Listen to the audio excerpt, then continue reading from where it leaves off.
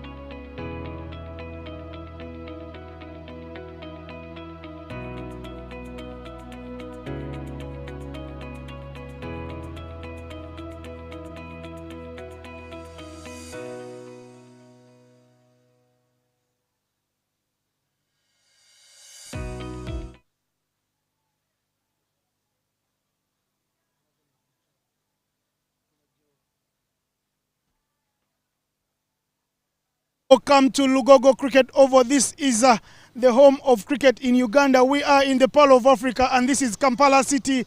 Big day, bank holiday here in Uganda. It is match day number 2 between the Sipi Trackers, who are playing their double-header day. They'll be facing Bujjagali Rafters for the first. In the middle, with the third of the day, Mr. Eric Wandera, Brian Mark Masaba, the captain of the Bujjagali Rafters, and Kenneth Waiswa, the captain of the Sipi Trackers. It's time for the toss. The third will hand over the coin to the home team, Bujjagali Rafters. Masaba to do the flick of the coin.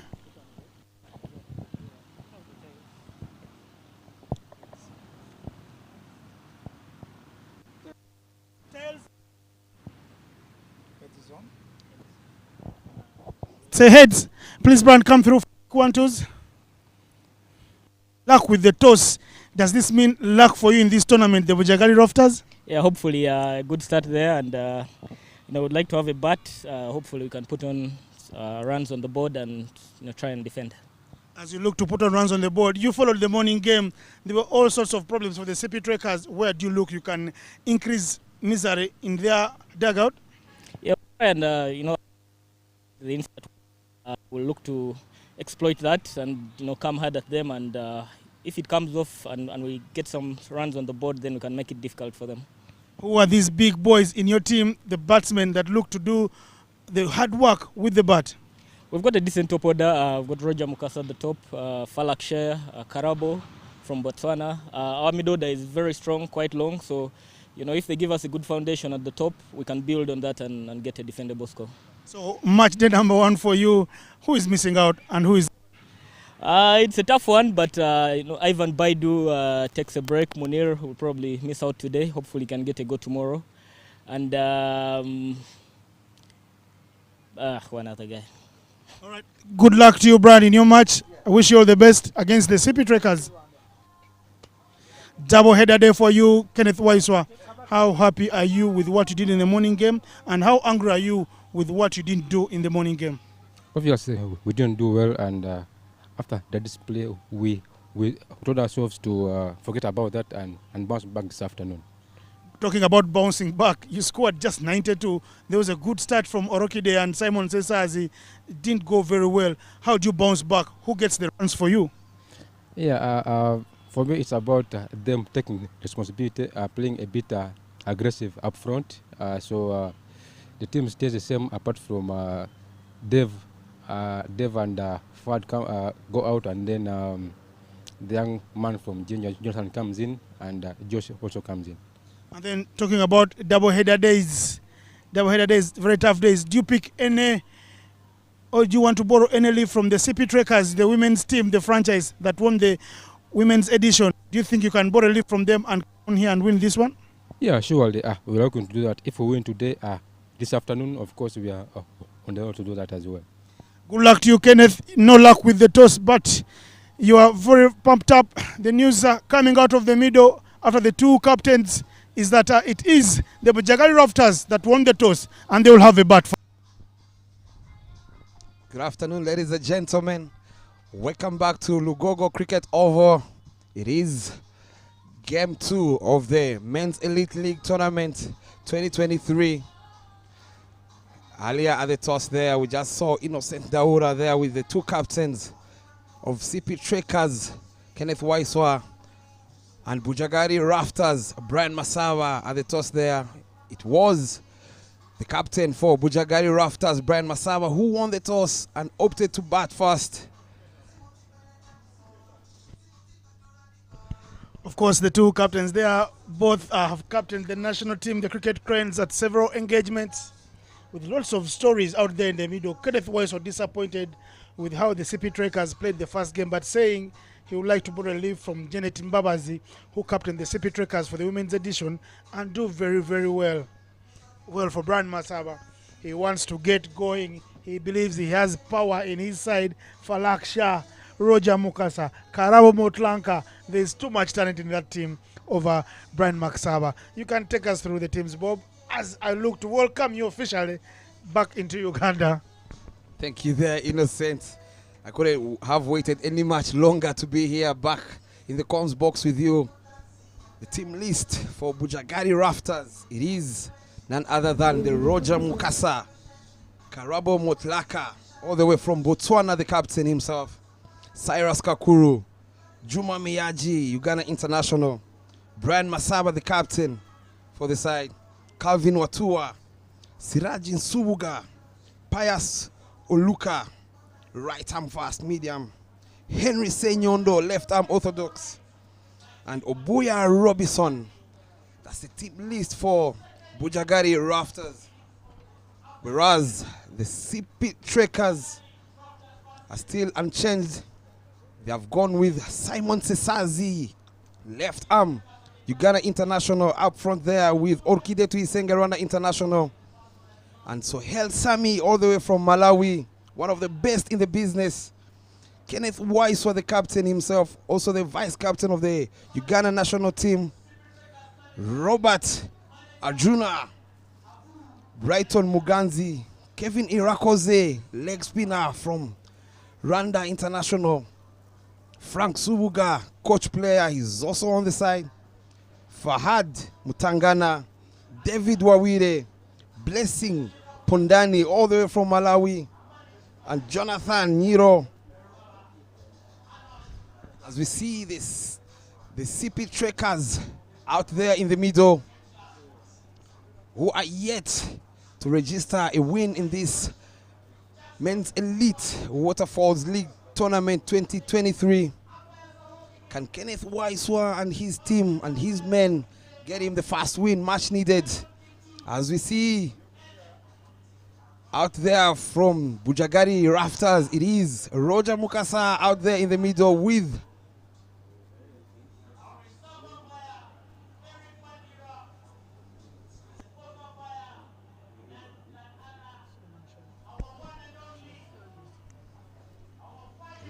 Roger Mukasa out there in the middle to open with Suleiman.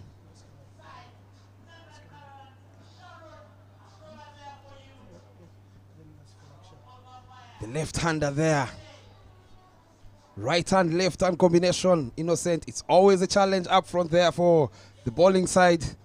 Can they make good use of it in this first game of the Bujjagali Rafters? Out there in the middle, the umpires are none other than Rwanda International, Olivier Itangishaka.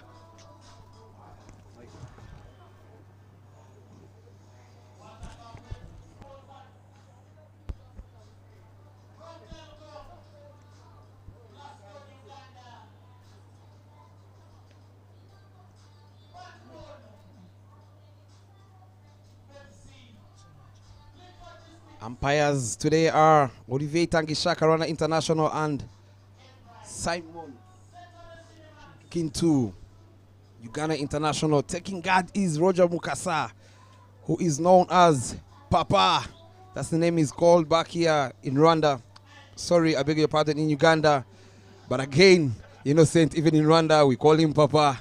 Once a Papa, he's always a Papa. Papa, of course, they are meaning father. The father of Uganda's batting for a very long time, but long gone are the days. Sami Sohail, number 7 for the Trekkers, there in the slips. It's Cyrus Kakuru. Ball given to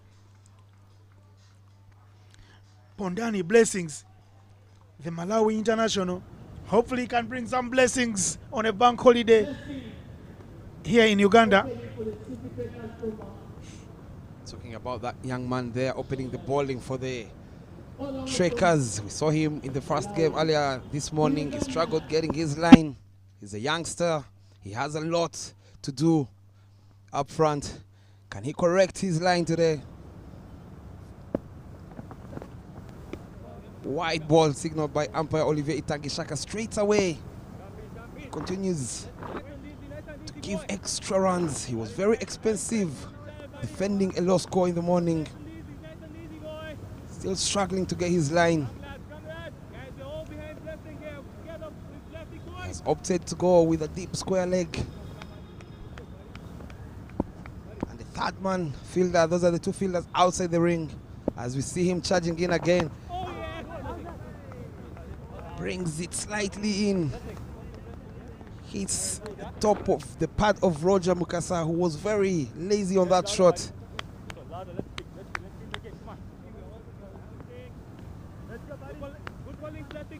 I must say, yeah, that's a very good comeback for this young man. He's just 20 years of age. He has pace. He has some sharp in-swings. Holds it slightly inner, flicks it away to short fine leg for a single. Bujjagali Rafters and Roger Mukasa off the strike with that little flick. That brings Suleiman on strike. Again, left hand, right hand combination. You can see the fielders are moving around each and every ball. Thank you. Roger Mukasa there, talking to his partner Falaksha, telling him, take it easy, this is a much needed win for us.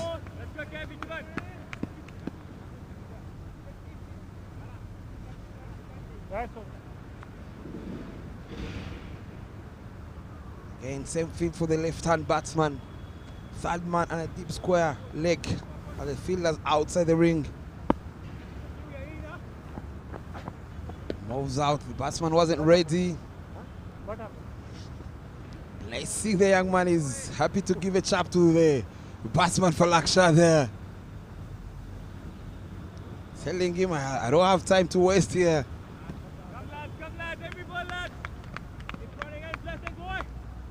A lot of cheering from Sohel Sami, one of the talented players in this tournament, all the way from Malawi. Saw him last year bagging the player of the series in the qualifiers back in Rwanda. Again, down the leg, flicked away. Luckily enough, the fielder is inside the ring. Short fine leg, they can only get one. That brought Roger Mukasa back on strike. Roger Mukasa, talking about Roger Mukasa, we all know he's not a guy who takes time there out in the middle to get his eye in. Loves charging down the bowler straight away. Loves going downtown. Yes, he charges down straight away, left alone. Very good bowling by the young man. Saw him charging in, bowls it slightly away from his reach. Very good comeback by this young man here, who struggled in the morning. So far, he has bowled 4 deliveries, only 3 runs.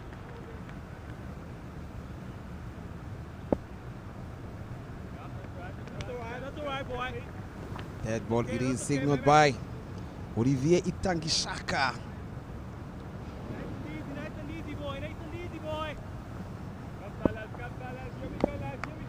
See, the crowd is catching up here this afternoon at Lugogo Cricket Oval. Short ball pulled away. Fielder dropped. Catch not taken by Simon Tesazi, one of the best fielders in that region there, Innocent. Look at this replay again, and you feel that this was there for the taking. Roger Mukasa flicking and going for power. Simon Sesazi got to the ball. Simon Sesazi spilled all the milk that there was in the cup. He will rule this chance. You can see him, he's cursing himself because he knows he's dropped a man who is very dangerous. Oh, no. Hey!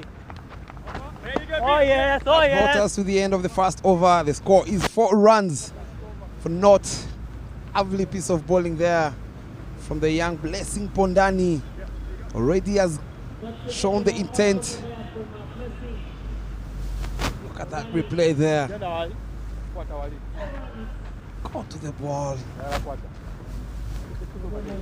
Lost the ball there in the air. In the last moment is Simon Tesazi, one of the best. You don't want to give chances up front to players like Roger Mukasa. We all know how destructive he can be.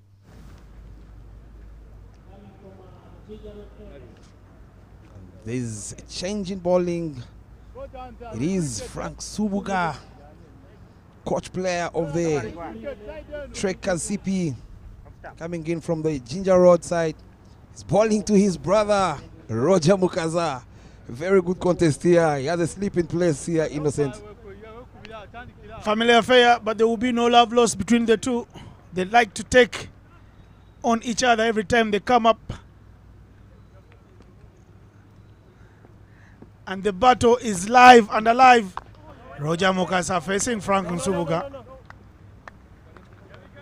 The Mukasa family playing for Uganda for so many years. Their younger brother, the young brother of Frank Nsubuga, and the elder brother of Roger Mukasa, Lawrence Sematimba, the star coach in the women's edition, helping the Sipi Trekkers to win this one. As Roger Mukasa unleashes the switch shot, does it get to the boundary? No, it won't. They'll just get 2 because Falaksha is not as quick between the wickets. Lugogo is looking like a poor man's Lords. Very nice on the TV in pristine condition, and the weather perfect for the game. Very good atmosphere here. Very good weather for a cricket game. You can't ask for a much weather like this or conditions. Very good to see the positivity from Roger Mukasa up front there, going for the switch hit. Creates room there, cuts powerfully, no chase. Straight away with the boundary. Lovely piece of batting from Roger Mukasa.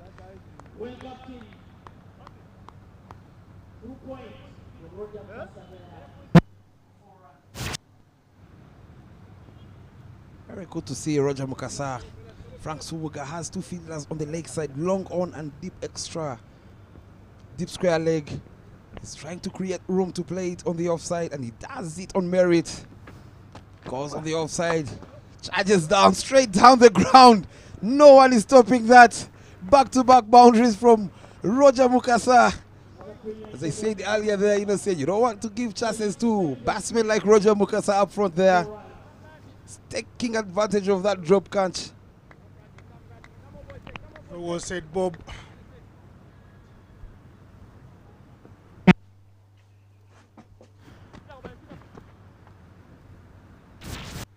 Punished Frank Subuga. It's the power play. Only two fielders are allowed out of the 30-yard mark.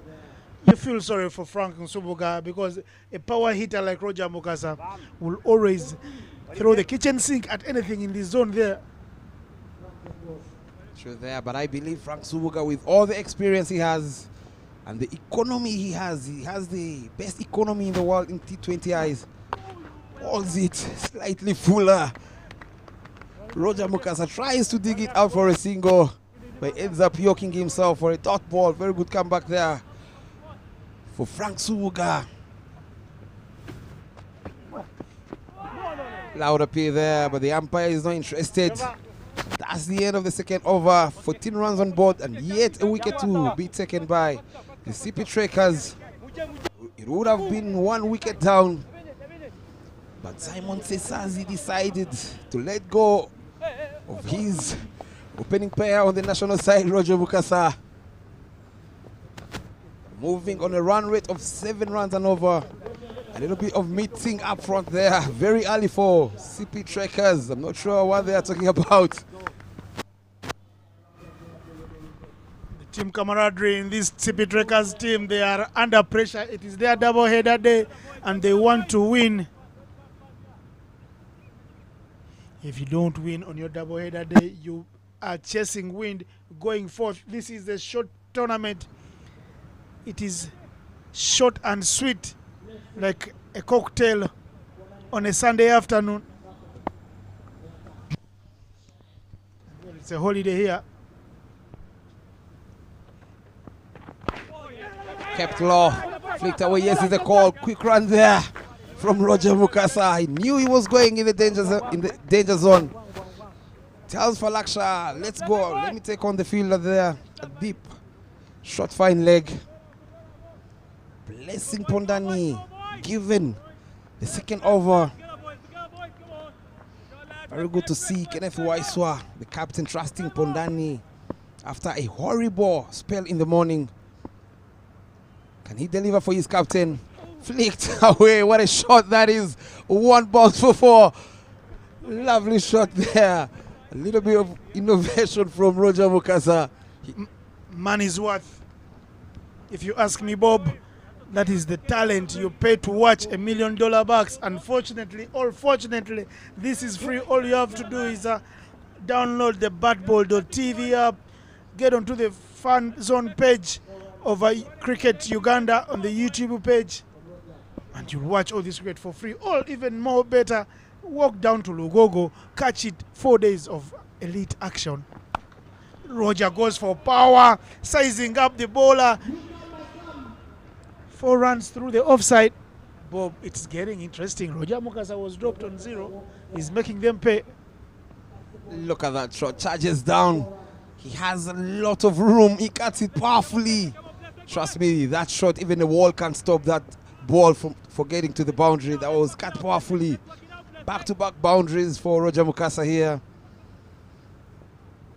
who jumps to 19 of 12 deliveries. Remember, as you mentioned, he was dropped on 0. Catches win matches, they say, and they coach us at the early stage of this game.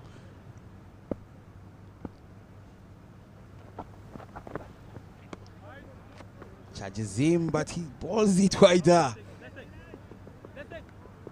Good cricket here. You can see the bowler is giving the batsman Roger Mukasa a smile, telling him, instead of hitting me, at least let me have to bowl this again. Big lessons here to take for the young Malawian. They came in early in Kampala. They've had a look around. Sami Sohail played in that warm-up match. But right about now, it's time to work. You're bowling to the very best. You've got to think them. Cut again.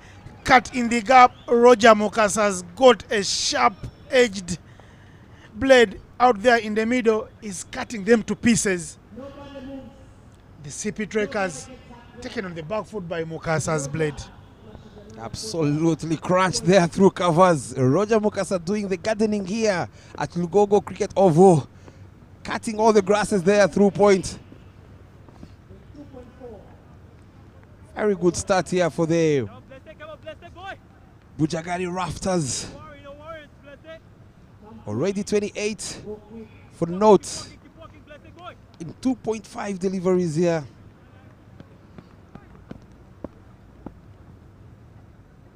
Two deliveries to go in this over so far. Holds it inside the pad there, flicks it straight to the fielder there at short fine leg. Very good bowling, good change of bowling there from the young man. Come on. Walking it out, bless it. Roger Mukasa already on 23 of 14 deliveries, whereas the partner Falaksha is still on 1 of 3 deliveries. The run rate is at 9.8. Not good looking for Sipi. Trek as well looking for their first win in this tournament. Charges down again in the air and catch taken. Yes, boy. Come on, boy. Come on, boy. Falls down there. It was the last delivery. They were looking well. Roger Mukasa was moving on very well. He was on 23. And you look at our blessings. Pondani bringing here some early blessings in the innings for the CP Trackers. Roger Mukasa didn't get the middle of it, hitting it straight to mid-on, where the catch is taken easily by his big brother. He's got to go, Mr. Roger Mukasa. Catch taken by Frank Nsubuga. It is Pondani with the blessings for the CP Strikers as the score moves to 28 for 1. Very good comeback there. Very big wicket for the Trackers. Getting rid of Roger Mukasa, who was looking to be very destructive. Just goes without making a lot of damage to the drop catch, just adding only 23 runs. As we saw there, out there charging in is Karabo Mutlaka, all the way from Botswana, the captain himself for Team Botswana, left-hand batsman. Very talented he is. He has a lot of runs on his shoulders there.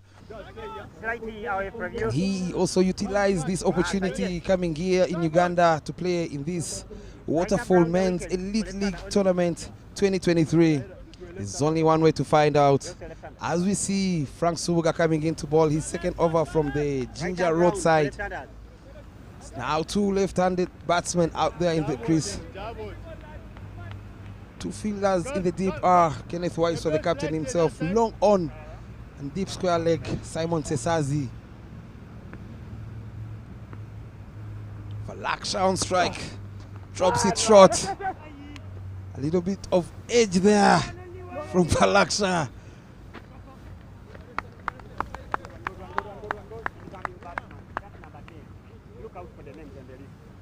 That is going down as a drop catch. I must tell you here, Innocent. Looked like it surprised the slip fielder Sohail Sami there. Came off the gloves of the wicket keeper. That brought Karabo Mutlaka on strike. Seen him in the couple of games And Yaz Two takes legs. his time to get his eye Between in. middle stump and leg. Loves playing Right? it down the ground on That is the it. offside. But we all know when he gets going, not easy to stop him. Same field again. Full ball. Plays it straighter. There's a fielder there at mid-off. Cuts off and stops them to take that single. But I'm not sure if Falaksha was interested in the single by the looks of the way he's sleeping on his bat. Lovely piece of bowling there from Frank Subuga, the experienced Subuga coach player. Coach player for this Sipi Trekkers side. Karabo was looking in good form. Unfortunately, his form not good enough for Botswana team during the qualifiers in the World Cup in Kigali just Ball in the air. a couple of weeks ago.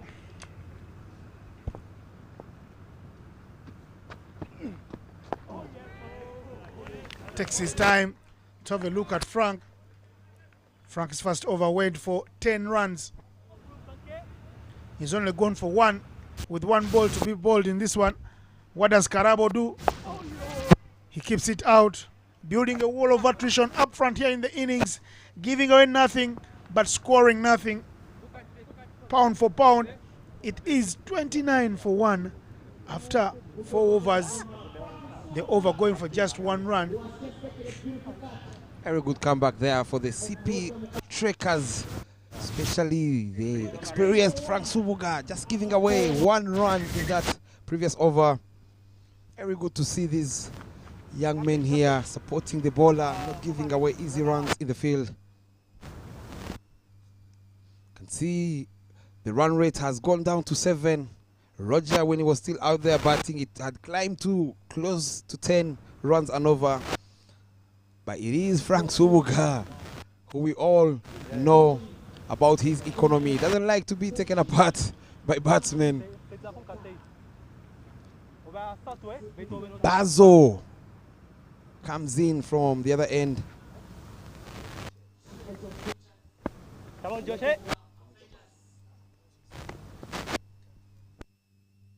Oh. Go straight. Fast ball punished down the ground. That's okay, that's okay. Straight That's for okay, there that's okay. for Falaksha. Keep walking, Josh. Keep walking, Josh. Telling the under 19 boy, this is a men's league here. Niro Jangu. Luka. No fielders behind the umpires. That's one of the safest places to hit a cricket ball. Yeah, Rafi Joshi comes in from the shell end to ball his second delivery of the over.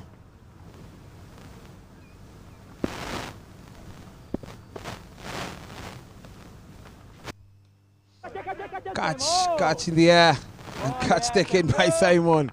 A boundary and a wicket straight away. Mistimed that one. He wanted to go over the top again. Slices his bat in the process, and he can only manage to get an outside edge.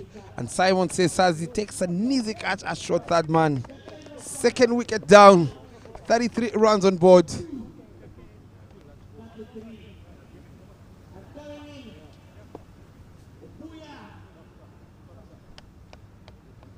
Lovely piece of bowling by the young Joshi there.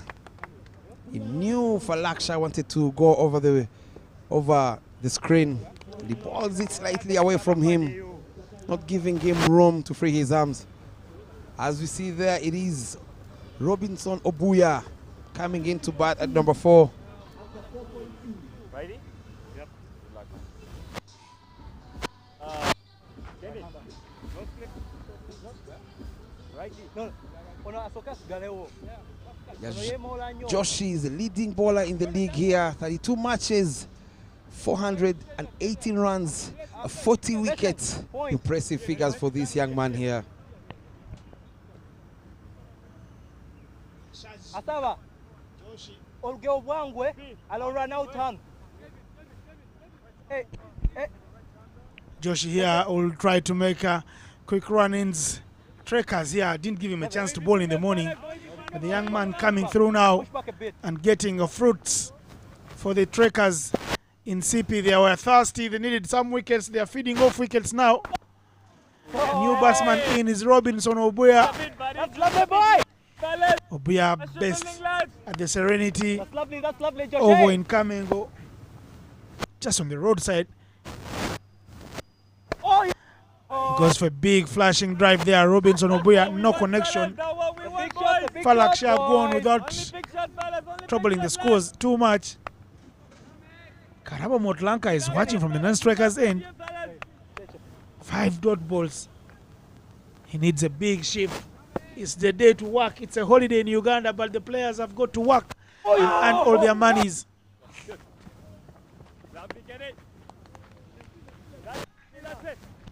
Obuya is off the mark straight away, and that brought us. And it is Karabo on strike, who's still struggling on. 0 off, 5 deliveries so far. That's not more of the Karabo we know. Very good bowling by this young Joshi, giving away only 5 runs so far, and the wicket of Falak Shah, who was struggling.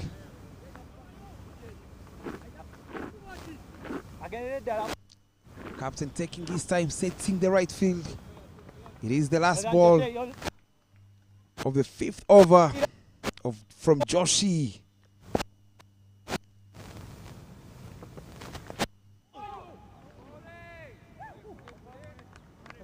Big sharp turn there, beaten by the keeper and the slip fielder himself, and that's the end of the 5th over. 34 for 2. Very good comeback here for Sipi Trekkers. This is where we saw earlier in the morning Kevin coming into ball only the last over when the team needed only 4 runs. And we all know Kevin is a very good leg spinner, Innocent. This is where Kenneth Waiso as the captain, you should try out up front. Kevin Irakoze for his leggies is very keen. As a skidder, as a surprise bouncer there too. As we see the captain himself introducing himself from the Ginger Road.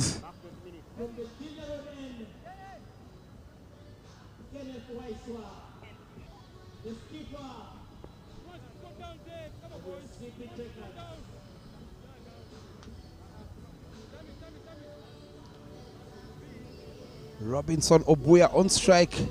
Kenneth Wise for the captain to bowl the last over of the power play. Very good with his cutters and slow balls. Very good with his variation all round. He has 2 fielders outside. It is the deep square leg. 3rd man, fielder Kevin Irakoze.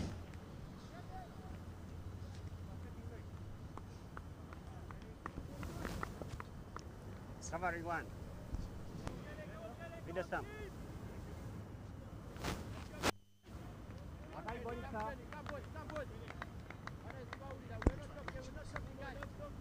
Very good to see these young men here taking their time, not rushing in the field, setting the right field for the batsmen. Very good to see they are trying to create a wicket. As we see Waiso charging in, moves across, tries to hook it over. He misses it completely. Very good ball and good positivity from young Robinson Obuya.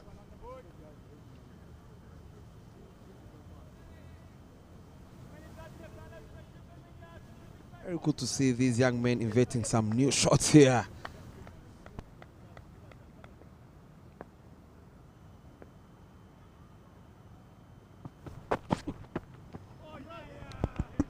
Slightly away, lovely piece of bowling there by the captain. Very good line. That's the line they teach us to bowl.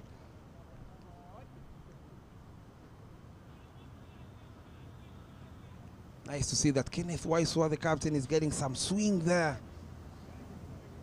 Trying to play with the outside edge of the batsman, Robinson Obuya.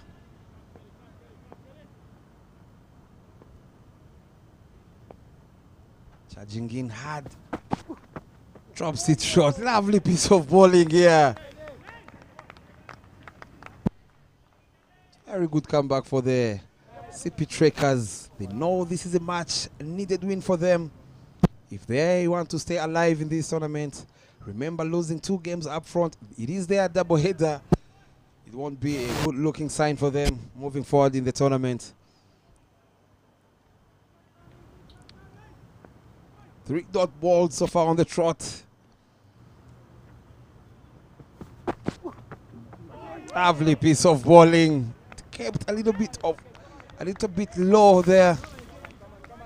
But again, the batsman has no clue.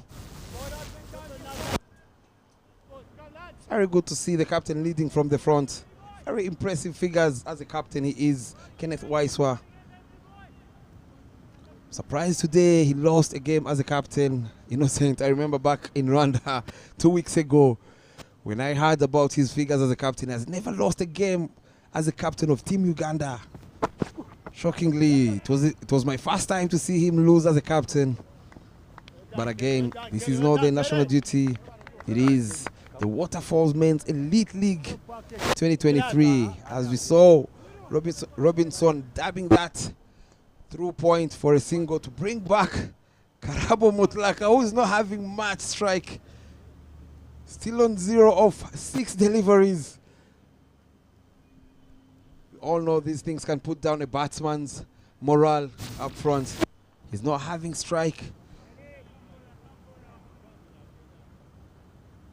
Again, he's coming in to face the last delivery of the power play. Is he going for the big hit here to get off the mark?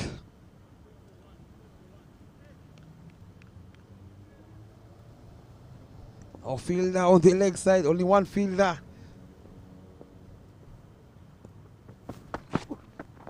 Short ball out appeal. Not interested, is key to there. That's the end of the power play. 35 for 2. What a lovely comeback there for the Sipi Trekkers. Sipi Trekkers were suffering. They had gone for 28 runs in just 3 overs, thanks to Roger Mukasa, who got going with 23 of those 28 runs. But I tell you, Karabo Motlanka is out there. 7 balls, first a full over, and he's not scored any run. See, Roger Mukasa took Frank Nsubuga to the liking in the power play, taking him to the cleaners, hitting him in all zones. Even when Blessing Spondani came into the attack, hey, Roger Mukasa was on fire, flicking him down to fine leg for 4. And then the end was nigh for Roger Mukasa before he scored a beautiful 50. Yash Joshi back in the attack here as you enjoy those sights and sounds of the power play, which was dominated by one man, Papa. Joshi given the second over of his spell, coming in from the shell, and loud appeal there. Olivier Rwanda International not interested.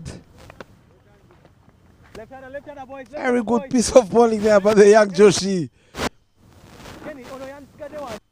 Looks like there was some bat on the ball as he didn't signal leg byes. And Robinson gets away with that. That was very close to being a plum there. Still has a slip in place. Karabo on strike, yet to open his account, charges down, flicks it. Looking for a second one there, but the fielder is quick. Kevin Irakoze, Rwanda International, to deny them a second run. What a throw there. Very sharp throw from the big Kevin Irakoze. Not sure why he hasn't bowled yet so far. Very good bowler he is. But again, it is the captain's strategy. Charges down, plays it straight to the fielder at long off, looking for a second one. No is the call. He might have slipped there. That was going to be funny there in the end. But Karabo, with all the experience he has, he tells him, do not run on a misfield. Very good intention from Robinson Obuya. He knows playing in his crease, he's not getting anything off the bowlers, trying to charge him down the ground.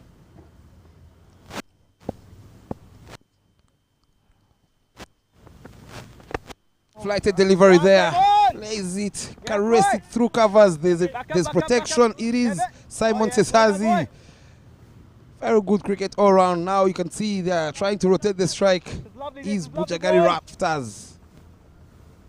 But again, if they need to get to a healthy score here, they need to get going. You can see the run rate is at 5. They need to get it above that 8. Reverse switches it. Beats the fielder at point. Chase is on. And Chase wins.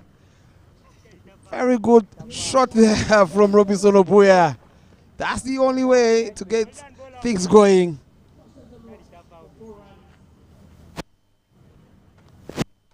Very good switch hit there from the young man Robinson Obuya.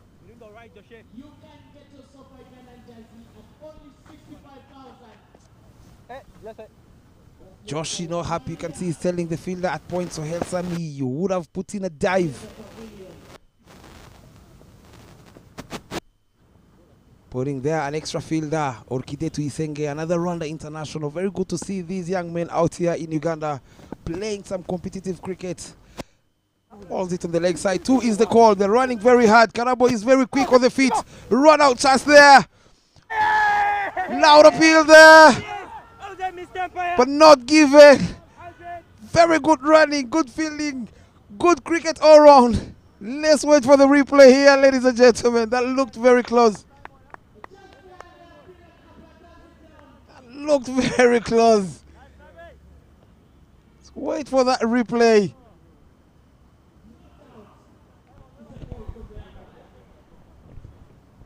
Very good pick and throw there from Simon. Whoa. Lovely, lovely cricket all round. That looked to me innocent that it might have needed a TV umpire here. That's what Olivier just whispered to the players. It's a TV call. Benefit of doubt goes to the batsman. Absolutely. I wish our producer there, David, can give us another angle from one of the other cameras, because it's a big production out here. Not just 2 or 1 camera, but we've got 5 cameras, Bob. It's all happening in Uganda. Elite league and an elite production team. But again, innocent there. Very good to see Karabo obliging with his partner there. Robinson Obuya played that shot and he called for 2. And Karabo is like, you know what? Let's go for 2. Very good to see that they're backing each other. Not easy when you're running between the wickets and you're calling half calls there, half chances. You end up running your partner out. Karabo Mutlaka knows he's struggling up front there. He knows Robinson is striking the ball, letting him taking charge. As we see Kenneth Weiss, the captain, coming in to bowl his second over. Karabo on strike. Full ball there. Plays it straight to covers. No run. Again, Karabo Mutlaka looks to be struggling here. I had a little chat with him before the game. He told me the last time he played here was some time back, 6 to 7 years ago. It might be the reason he's taking his time to get used to the wicket. Flicked away. No one is catching that. No one is saving that. Save your runs, Karabo. Not a good delivery. Balls it on the leg side. Every left-hand batsman in this world would love that delivery to get going. You don't want to let someone who's been struggling get away with those loose balls. Very good shot there in the end from Karabo Mutlaka. He knew the fielder was inside, Kevin Irakoze inside the ring at short fine leg. Only helped it away.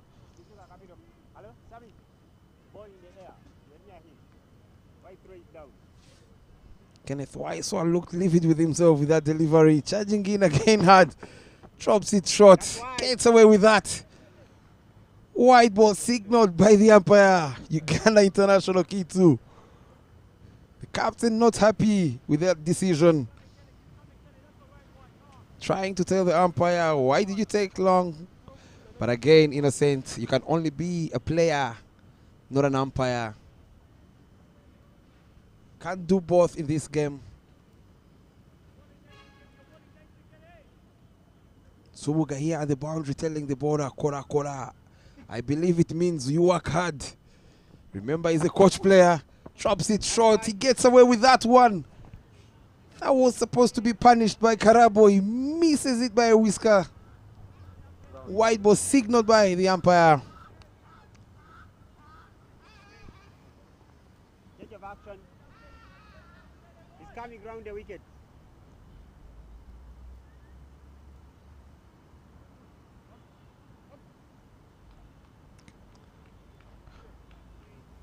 Yeah. Not good looking at the moment for the Sipi Trackers. They had strangled them in the power play, but now they're letting go, dropping their shoulders in the field. It's where the captain has to lead from the front and yet produce another wicket. Loud appeal there, not interested again. That looked like it was missing leg miles away. Leg by signaled. Again, a little bit of chat there between the umpire and the captain. Can see the umpire telling Kenneth Weiss or the captain, like, you're just a player and I'm the main man here, I'm the umpire. My decision stands. Whether you yell at me or your players, the decision is mine.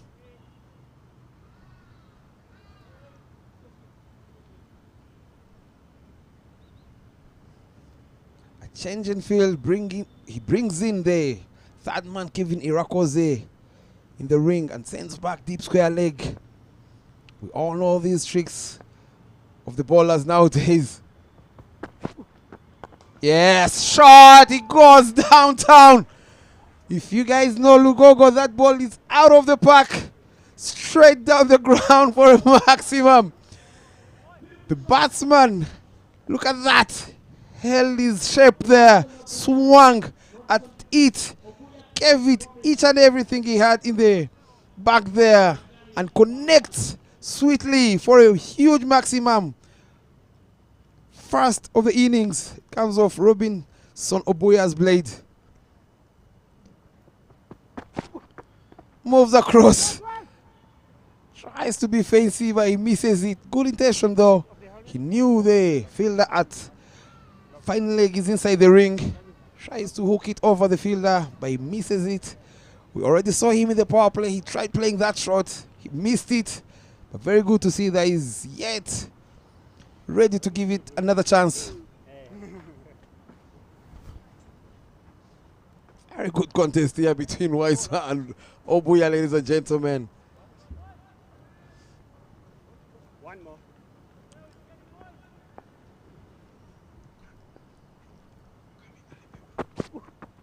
Short ball. Misses everything, including the keeper. And they get a quick single. Very good presence of mind by Karabo. He knows in cricket, even a good ball has to get a run out of it. Remember, this is a T20 game. You can either win by 1 run or lose by 1. That brought us to the end of the 8th over with just 59 for 2. Run rate has climbed to 7.3.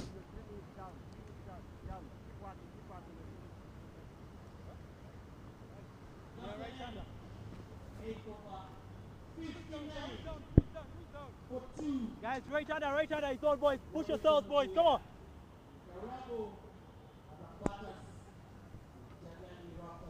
Joshi again coming in to ball his third over of his spell. Giving away only 15 runs in 2 overs. And the wicket of Falaksha in his first over. Obuya on strike, who's on 16. Goes aerial. Connects everything. And that's maximum number 2 for Bujjagali Rafters and Obuya Robinson, who jumps to 22 in no time. Gave it some air is Joshi. Big sit on one knee. Calls for the cow corner region for a big maximum.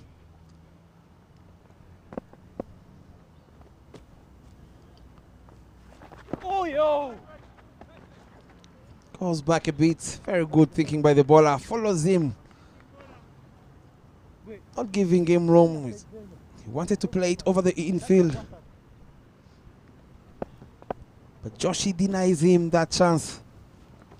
Goes across again. Big shot there. No one is catching that. It goes in the dugout.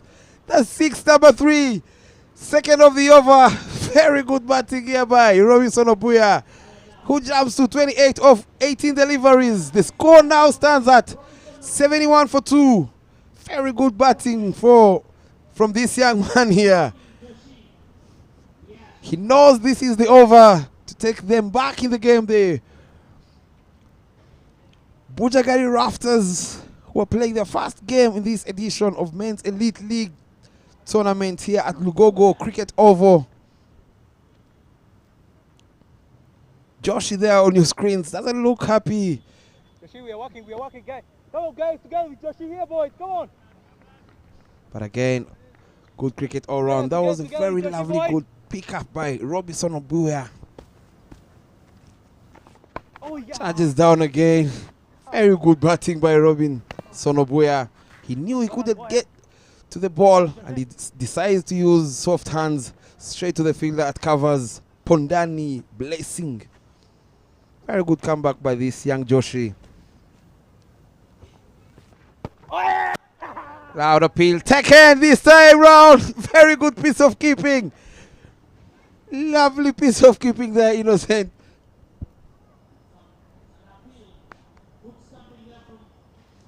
Very good stamping there. Very quick, lightning stamping there. Just moved an inch of his leg in the crease. And the balls were taken off by the wicketkeeper. Lovely piece of bowling and keeping there for the Sipi Trekkers.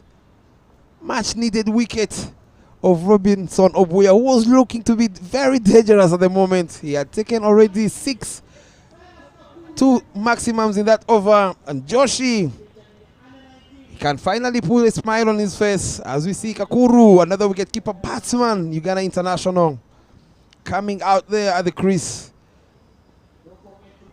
He's been struggling to get some runs. We saw him earlier 2 weeks ago in Rwanda. We saw him struggling to get runs. Not sure if it was the big burden he was put on his back at his age, keeping for the national side in the Tri Nation T20 Cup back in Rwanda. Not sure if it was the pressure. Only one way to find out. Here we are at Lugogo, his home ground. We make good use of the advantage.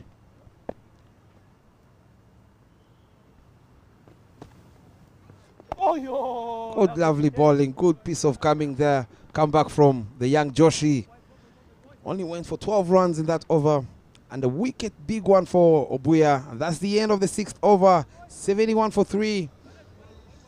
It is Karabo out there still struggling at 6 of 12 deliveries with keeper batsman Kakuru Cyrus, who's still yet to open his account.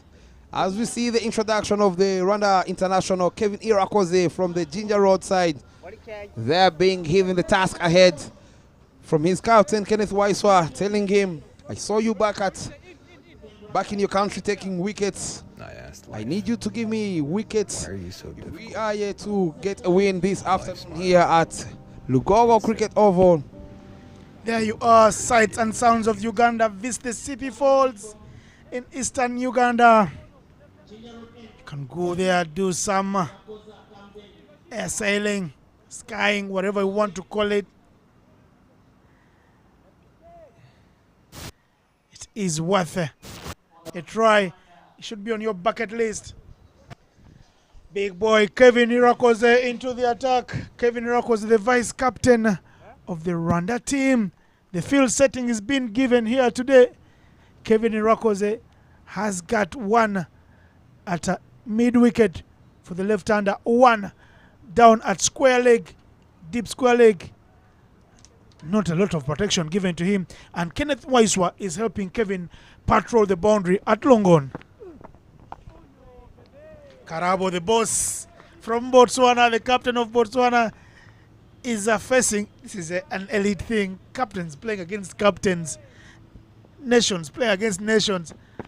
We say a nice little battle up front there, hit very hard by Karabo. There was a chance for a catch, but the dive from Yoshi, half-hearted, And if you go half-hearted, you make your team pay the price. There was an interesting battle in the morning. Inyas bowling to Orokide to Isenge. Orokide was coming through quick. I tell you, never seen the youngster bowl that quick, even when he plays for Rwanda. The beauty of the Elite League makes you play with beauty because there is no pressure for you to win matches for your country. It brings out your real natural ability. And that young man, Inyas Terenganya, will be on the back pages of the dailies here in Uganda tomorrow because it was his spell that won the match, him picking up a Man of Match award and 100,000 shillings. Money in the bank for the youngster as well. Kevin Irakoze would like to do better. He starts up here nicely. He's asking a lot of questions. Karabo was able to tuck away one. How does the over end? Cut over and above. Does that one wrestle to the boundary? There is protection in the deep. Very well fielded from Kasonko. Tonex. And over is gone for just 5 runs. You can see Captain Kenneth Weiss ringing the changes in the park. He wants more protection to be given to the right-hander. Mid-wicket in place. Deep square leg in place. Fine leg. Standing square around the 30 yards. Interesting to see here. Bob Bashir Tsonga, you've played with Kevin very many times. What goes on in the young man's head at this time? Kevin Irakoze is one of the greatest bowlers. Very proud of this big man by the size, but I know he's a young man there. Very impressive he is. Flicks it away. Quick single in the end. Never gives up. So Karabo took him apart in the second ball, getting a boundary, but very good comeback for Kevin Irakoze. Just giving away only 7 runs in his first over.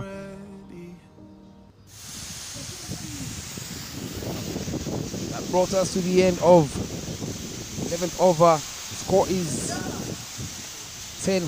We're halfway the mark, halfway the stage of the innings. It is 78 for 3. As we see the introduction of another Malawian international, Sohail Sami, one of the best all-rounders in the region.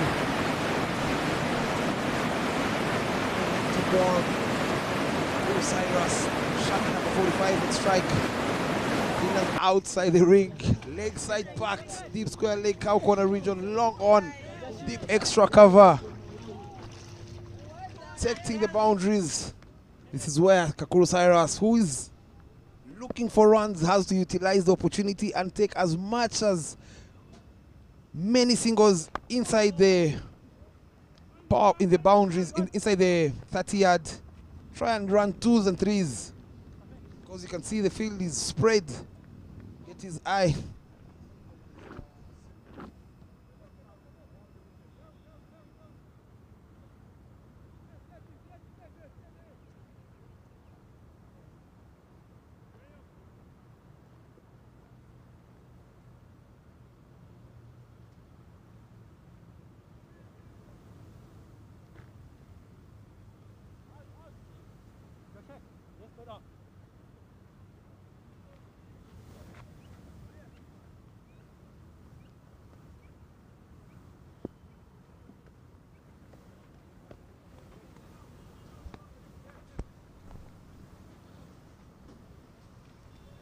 The keeper comes up there for Sohail.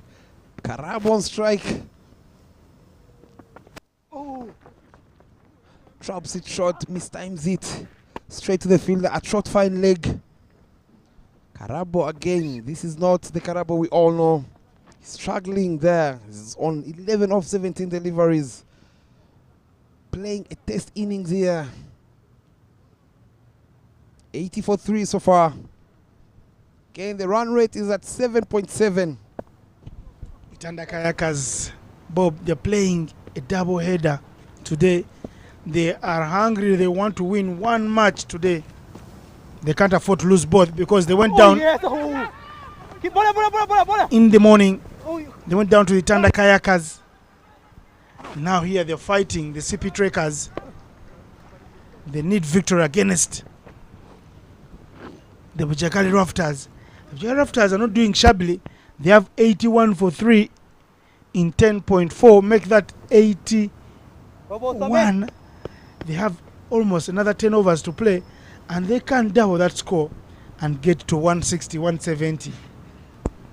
Absolutely. When you know you have a batting lineup deep, when you know you have Juma Miyaji in your side, those long levers, you all know the damage you can do in the end there. Drops it short again. He mistimes that one. You can see he's leaving with himself. Is Karabo Mutlaka. He knew that was supposed to be a boundary again. He misses it completely. He played early into the shot.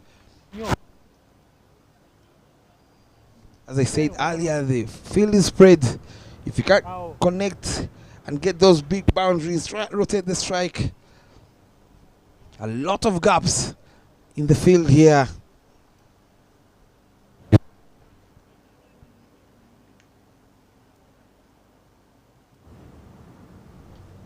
Very good over to start with. Sohail Sami just giving away 3 runs in 4 deliveries so far. Can he finish strong for his team? Or is Karabo Mutlaka going to go for that big shot here? Soft hands. Well played there in the end. That's exactly what I was talking about. If you can't go for the big shots, at least try and rotate the strike. And Karabo Mutlaka obliges straight away and puts Cyrus Kakuru, his partner, on strike.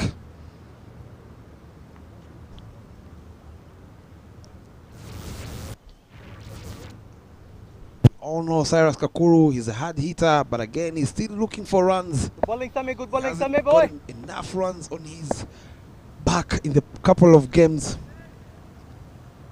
Since actually the tournament in Rwanda, he never got going. Oh, Calls yes, for sir. a big drive there, straight to the big man in the covers, Kevin Irakoze. That's the end of the 11th over. 82 runs on board, 3 wickets. Game on, ladies and gentlemen. This game right now can go either way. Cyrus and Mutlaka, we all know the damage they can do. As we see Rwanda international Kevin Irakoze, the vice captain of Team Rwanda, coming into ball. His second over of his spell, setting his field. Can he give the Sipi Trekkers a much needed breakthrough here, as these two are trying to create a partnership of their own out there in the middle.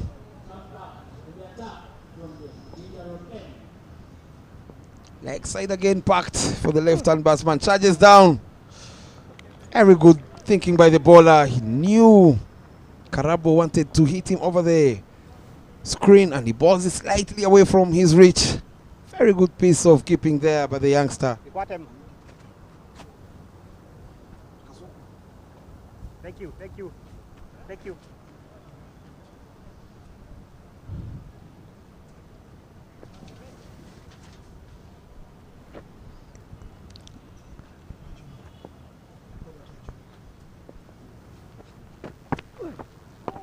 Balls it slightly fuller. Very good bowling by Kevin Irakoze.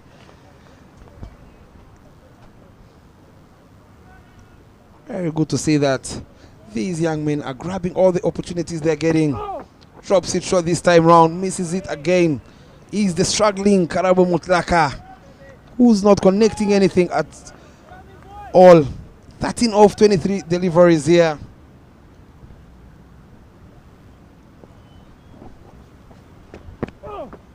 Calls for a big swing there. Chases on.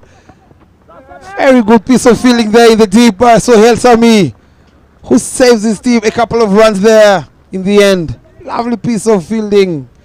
Very good to see that he's supporting the bowler and his team.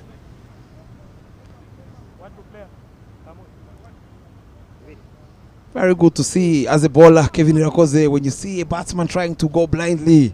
Very good sign as a bowler. You know anytime the wicket is coming. In the air, soft hands. Quarter is the call, but there's no one there. It's the long body of Blessing Pondani. And they can only manage to get a single in the end. Very good bowling by Kevin Irakoze, giving away only 3 runs so far. 1 delivery to come in his second over. Very good to see these young men grabbing all the opportunities they get. We saw earlier in the morning, we saw Inyasi Nirenganya, the speedster. He was all over the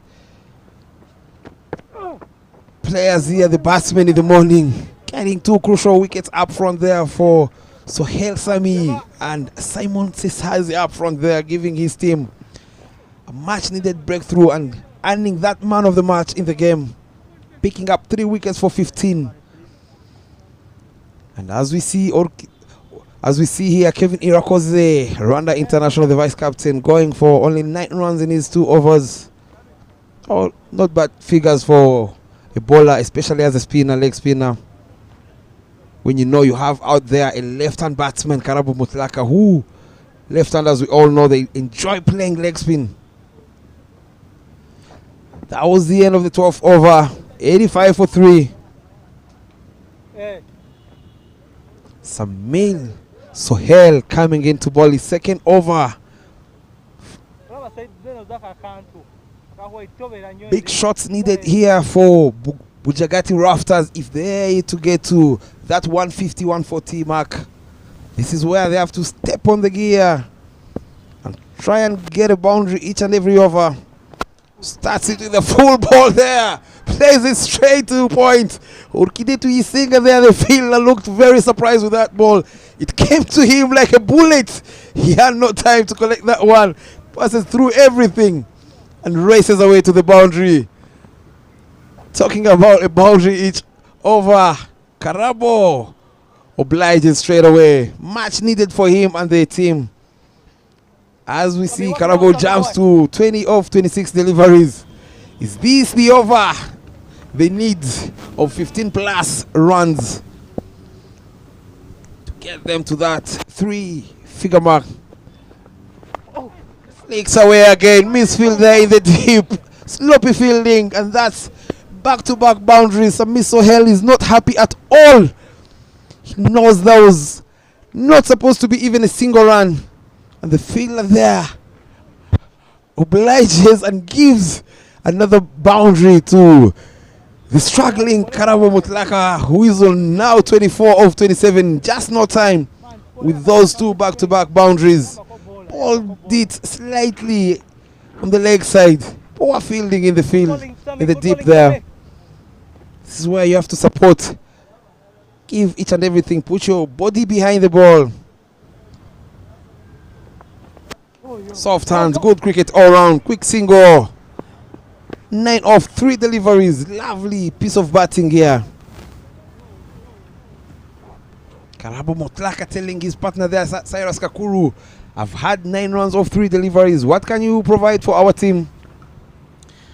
You talk about Karabo Mutlaka. I tell you, Karabo is not struggling. That's what we'll be thinking. He got a slow start, 1 run from 8 balls. But then fortune favors the brave. After he survived that run out chance, a direct hit from Simon Sesazi has been coming together for Karabo. Down the leg side there, Chess is on and Chess wins. This is the expensive over I was talking about, Innocent. He balls it slightly down the leg side. Arjun, the young man, doesn't collect the ball in time. And that's the 3rd boundary in the over, and this is an extra ball. He has to repeat this delivery. Very expensive over this is turning out to be here. Much needed for the Bujjagali Rafters. Getting closer and closer to that 3-digit. They're now on 99. He has to repeat that delivery. It is Cyrus Kakuru on strike, and he make good use of that. Goes downtown there. 2 is the call. But 1 it is. Very good fielding there in the deep at long on. But again, they've gotten the runs in this over. You can see the body language. The shoulders have fallen for Subuga Franco. The coach player is not happy at all. Telling his youngsters, come on guys, you can do it. 100 up for Bujjagali Rafters. Much needed. 6.1 overs to go. This is going to be a very... Knocked him over! Middle stamp! Last delivery and he knocks over Motlaka Karabo, who looked to play it over the bowler's head and he misses it completely. Very good comeback there for Sohail Sami, all the way from Malawi. He gets his first wicket in Uganda. And it is the captain of Botswana, Karabo Motlaka, who departs, knocked over by Sohail Sami, scoring 25 of 29 deliveries. Look at that replay there. Moved across, tries to play it over the fielder at long on, misses it, misses everything. Sami Sohail isn't happy with that wicket, but he tells his partners, it is my first wicket in Uganda. I'm okay with it. It is 100 for 4. It is the most destructive batsman, Juma Miyaji, well known here in Uganda as their opening bowler. But we all know the damage he did back in Rwanda in December in the league, where he scored for Team Challengers 74 off just 23 deliveries. His first game in Rwanda, bagging the man of the match in that game. We all know the long levers he has. He strikes the ball at 200 plus. Can he get them to that 150 plus? Only one way to find out, ladies and gentlemen, as we see Sohail Sami coming into ball, his last delivery here.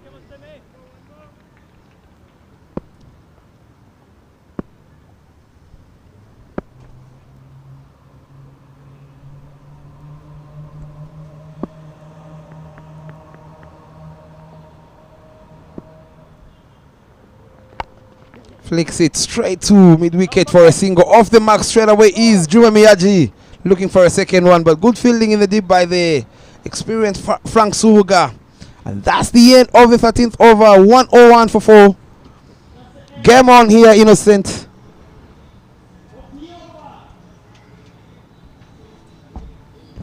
Of course, the 100 runs coming up in the 13th over there. How many more can they get going on, Bob?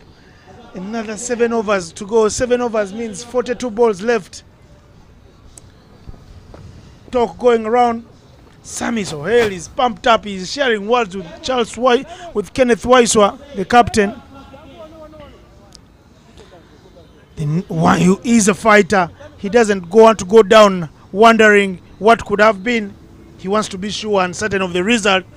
And there's only one result Sami Sohail wants. He came from Malawi not with love but with fury. He wants victories to be coming through quickly for his franchise, the Sipi Trekkers. Can the Trekkers wade through the rapids in Bujjagali? Bubbly, bubbly. And here's the big boy. A chance for a run out. They were running very quickly there. Kakuru set off like a Ferrari. Nobody was going to catch him. Gives the strike back to Miyagi. Says, boss, you're the one with the long levers. What can you do, Miyagi? Miyagi, of course, getting that single. He's got 2 from 2. An eyeful start for him. Kakuru just 4 from 7.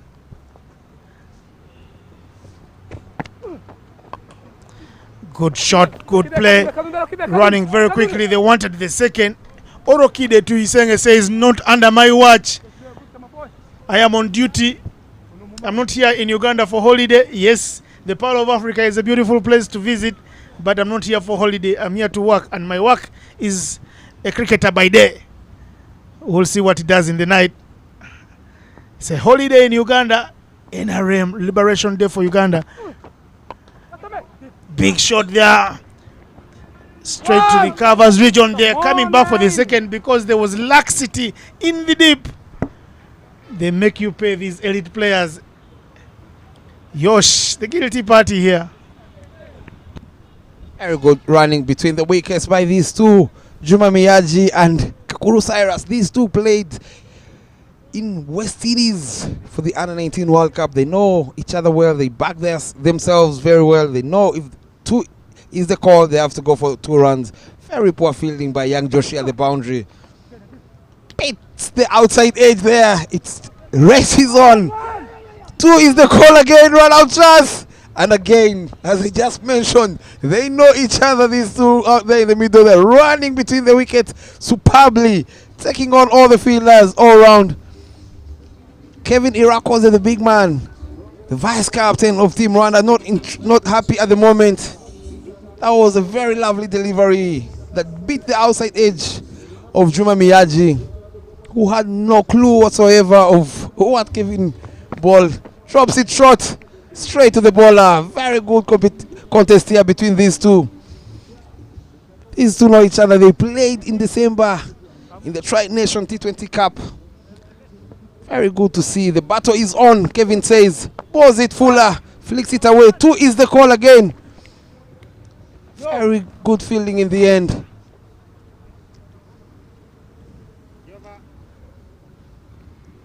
Not a bad over. 7 runs off it in singles and doubles. Very good to see youngsters running hard between the wickets. The coaches around here at Lugogo Oval or around the world watching, they must be very proud of these two out there in the middle. Very good to see these young men running very hard for their runs, not taking things for granted. You know, if you cannot hit boundaries or clear the ropes, you can always get that 10 runs and over, or even close to that, by running in between the wickets very hard and very fast. It is Frank Subuga, the legend, coach player, coming into ball. Juma Miyagi on strike. Blessing, stay there. We saw what he did to him in the warm-up games before they traveled to Rwanda. He took him apart. Juma Miyagi smashed 3 overs of Frank Subuga for 54 runs. We all know Frank Subuga doesn't like young boys hitting him over the ropes. Drops it short. Quarter is the call, but it can only sail over the fielder at the boundary. Simon Sesazi for a big maximum into the dugout of the Bujjagali Rafters.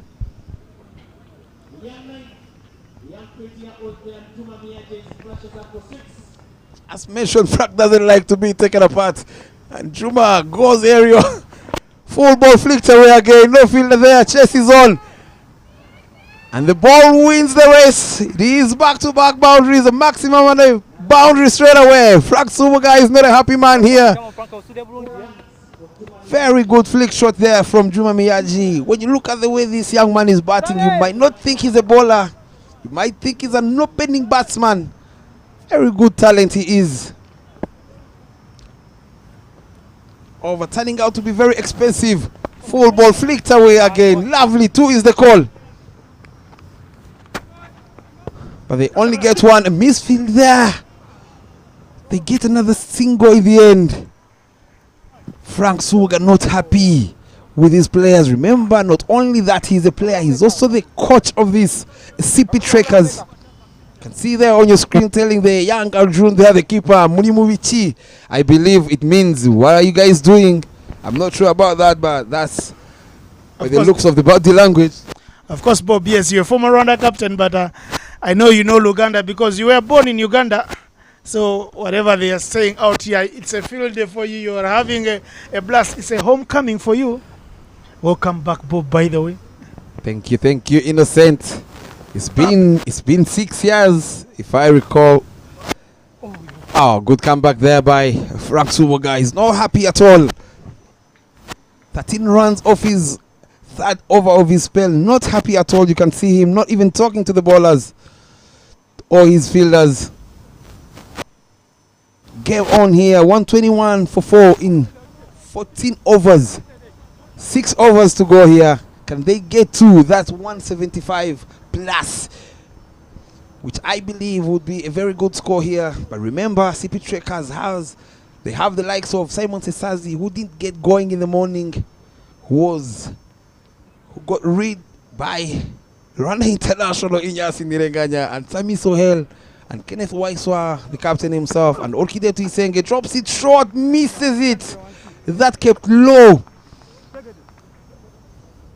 Can see Juma Miyaji's leave it with himself there. He knew that was supposed to go to the roads. Shot again, pulled away. No protection there. Let's wait for the signal. It is 1 bounce for 4 through to the tennis court.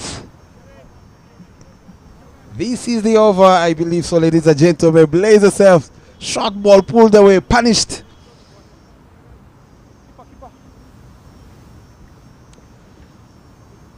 Juma Miyaji, as I mentioned earlier, he's already in the 20s of just 13 deliveries.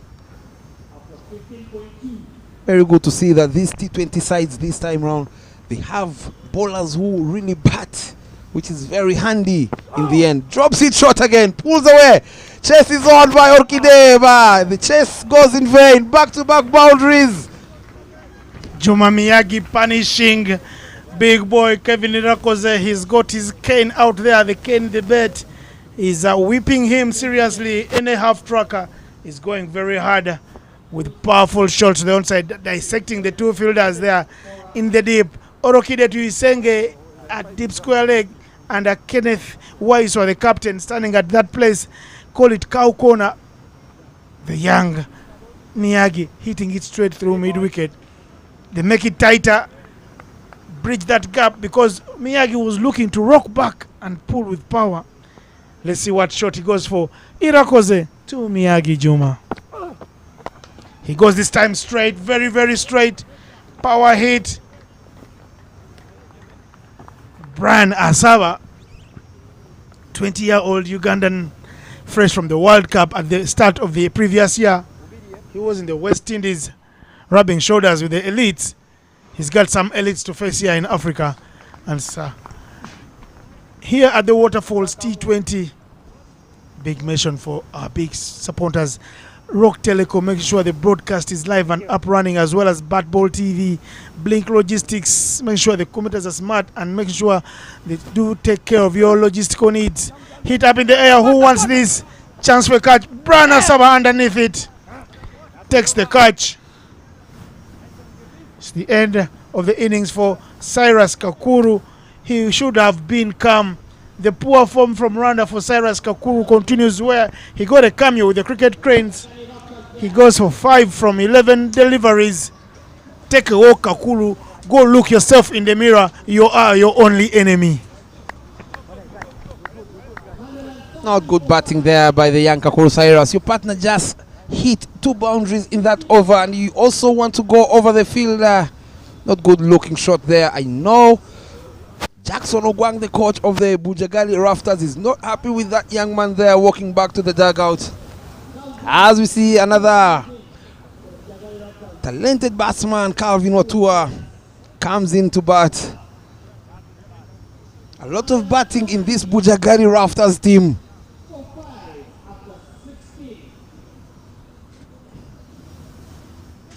"16 overs done, 130 for 5. Kenneth Waiswa to ball from the shell end. Juma Miyaji, who is on 29 in no time, 15 deliveries, is on strike. Juma Miyaji here, he is the man to get them over that 150 plus 160 score, which looks to be, so far, a good total here to defend. Full ball, straight away. Catch is the call. It is outside Lugogo Cricket Oval. Fast ball punished. Hit very straight. The umpire Orkide Tuisenge obliges Kenneth Waiswa coming in full throttle, but it's in the zone. Juma Miyagi muscles it all the way to Shell petrol station there. Out and over, in and out of the park. Lugogo is looking very, very small for these power hitters. These young boys, they hit the ball further. They know each other well. This is a very good challenge here for Kenneth Waiswa. He knows Juma Miyaji. He has captained him in the National side. What is he going to ball? Is he going to ball a slow delivery? Full ball on the leg side. He gets away with that one. Very good keeping there by the young man. He must have saved them. Another boundary there. That was ball wide on the leg side and traveling very fast.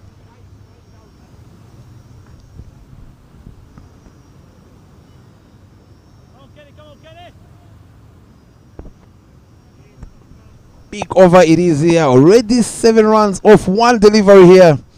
Can this over go for 20 runs? Or is Kenneth Oiswa breaking the partnership? A full ball there. Very good piece of bowling. Lovely, lovely, lovely yorker there from the senior Kenneth Oiswa, the captain of the Sipi Trekkers. Not giving any room to Juma Miyaji to free his arms.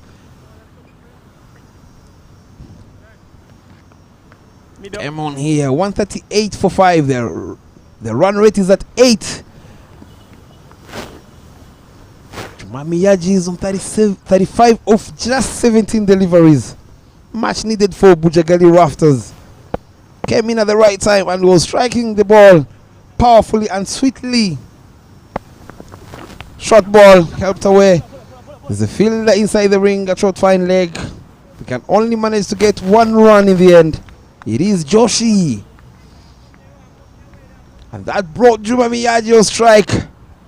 It doesn't matter if the fielders at the boundary. If he strikes the ball, make sure you collect the ball from the Shell Petroleum Station.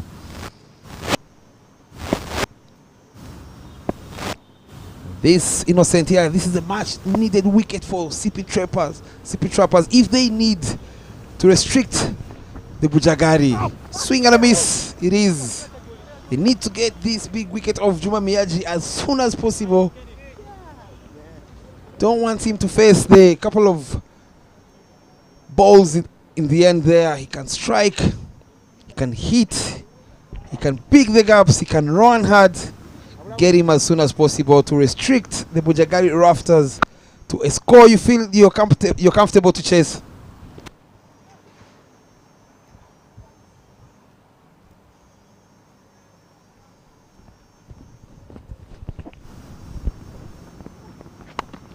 Hit up in the air. Who wants to take the catch?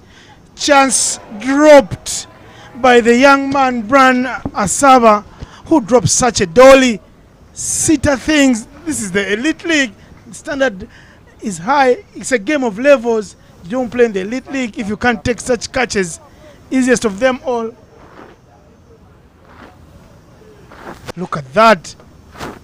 He should have done better. And the fell under 19 player there, Niro, knows as much.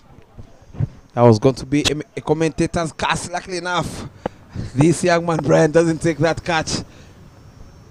Oh, good looking by the Sipi Trappers, dropping a dolly there, flicked away.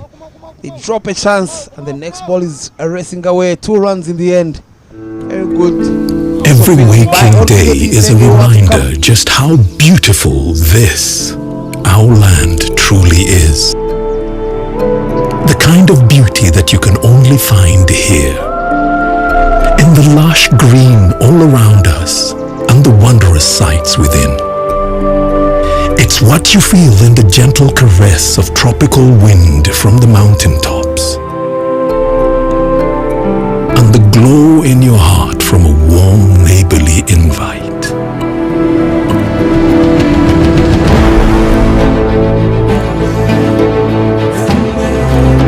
It's in the distinct aroma of our cooking to the taste of food that takes you on a journey. In the sound of homecoming and the sound of Mother Earth. In the magnificence we find on our travels and the exciting moments we experience. Ours is the kind of beauty that comes in all things big and small.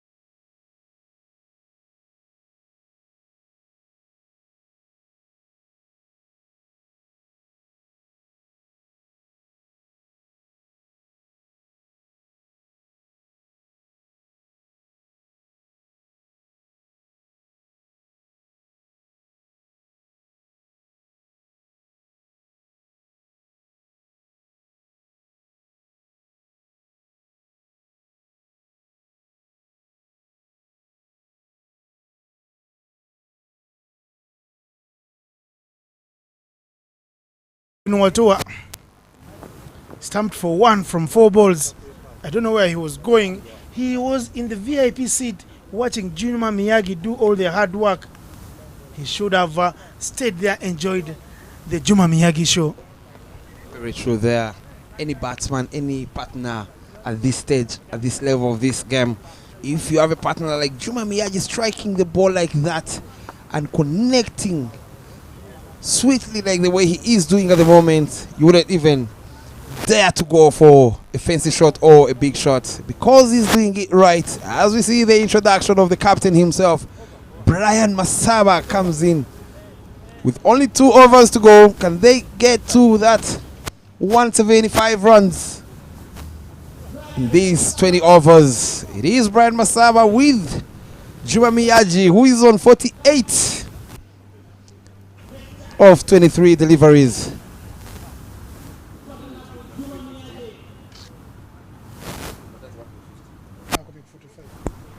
Can Juma Miyagi be the first half-centurion in this?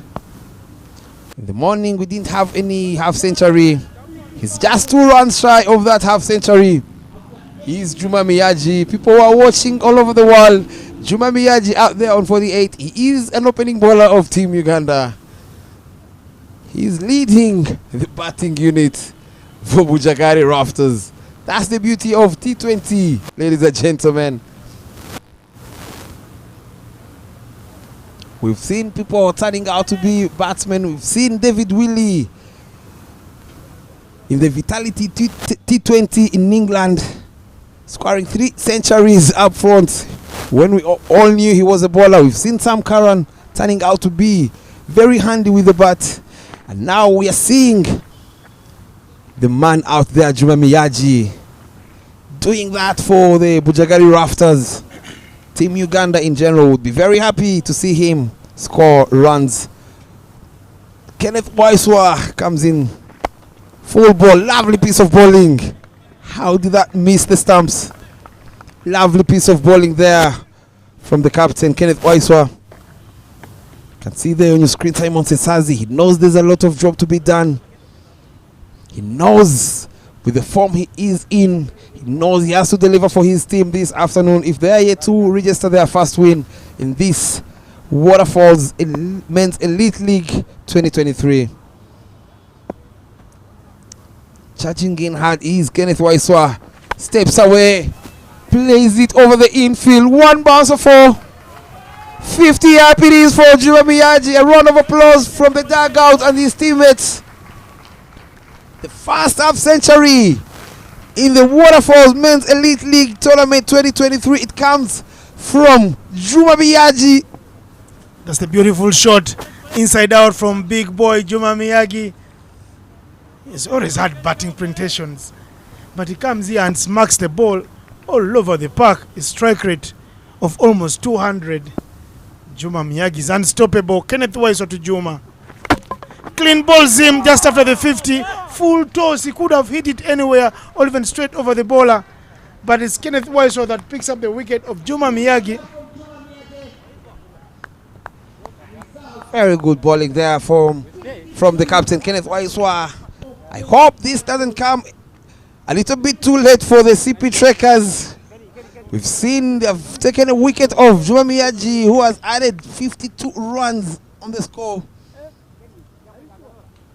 Hope it doesn't come a little bit too late for them. Big round of applause as Juma Miyagi walks back to the dugout. First half century of the tournament. He knows he has a lot of job to do with the ball in hand. Okay. Remember, he opens the bowling for the side too. But so far, he has done a very good job with the bat for the Bujjagali Rafters. Playing a very handy knock, sensible cricket, sensible batting from the young Juma Miyagi. 159 for 7. 2 new batsmen out there in the crease. It's Brian, the captain, and Pius Oloka in the middle. Of course, Brian happy to demote himself down the order because he's got a set of youngsters who are batting very well.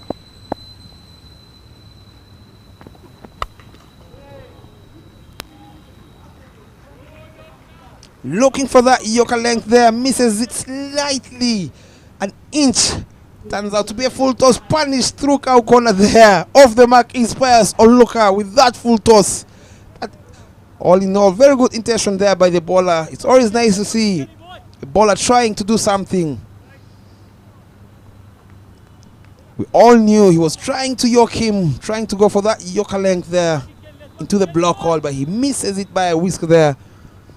And Pius Gozerio gets a boundary off the mark straight away. 163 for 7. 2 deliveries to come in this last over of the spell of captain. Oh, very good change of pace there. Knew the batsman was trying to go over the same region mid-wicket. He cuts off the pace, beats Pius completely with the slow ball. He played the shot early. Very good to see these young men there challenging themselves out there in the middle. Charging in wide shot to ball, his last delivery of his spell. Full toss there again. Chase is on. Race. And races away to the boundary. Another full toss driven powerfully through covers to the right of Kevin Irakoze, who didn't put in a dive in the end. And that's another boundary. It is 167 for 7. Last over to come. Very good score here for the Bujjagali Rafters. It is 167 for 7. Last over coming.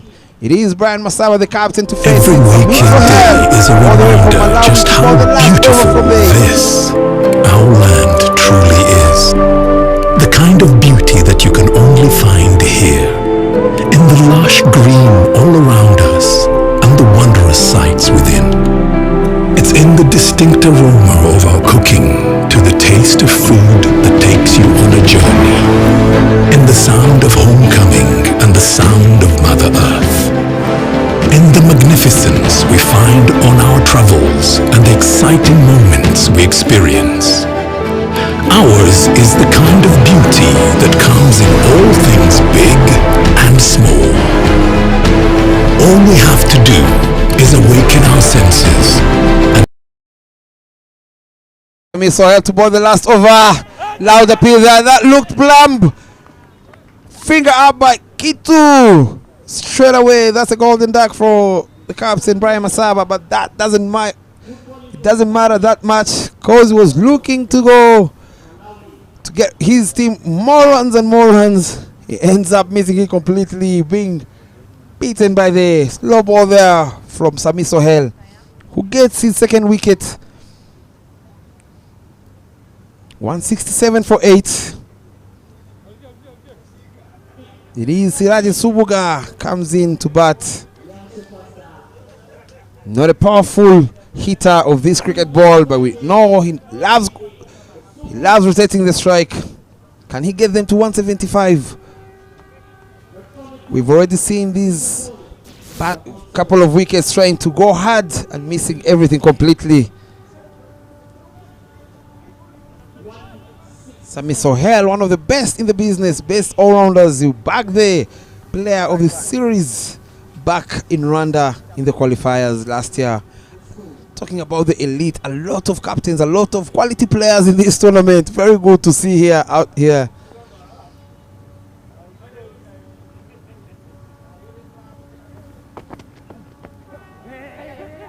Wants to go over the fielder at tip, fine leg, mistimed it for a single. He's off the mark.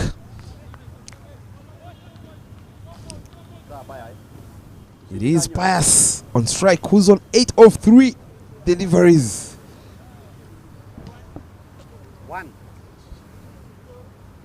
He gets them to a healthy score here.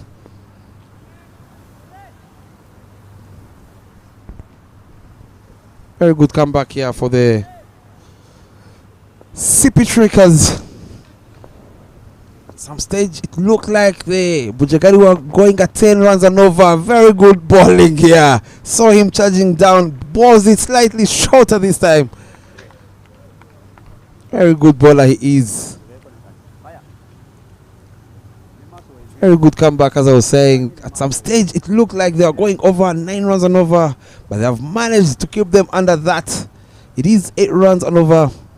With the outfield and the batting power unit they have, the Sipi Trekkers, everything is possible. Bless yourself, ladies and gentlemen. Fasten your seatbelts.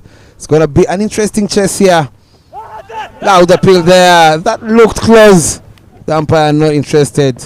And again, good bowling by Sami Sohail. Only giving out 2 runs in this over on the wicket. What a lovely bowling. We all know cricket is a funny game here. This over can be the game changer of this game here. He has already taken 2 wickets so far for 22 in 2.4. Not even finishing his spell, but he looks promising. Siraji on strike. Lovely bowling. Wide ball signaled.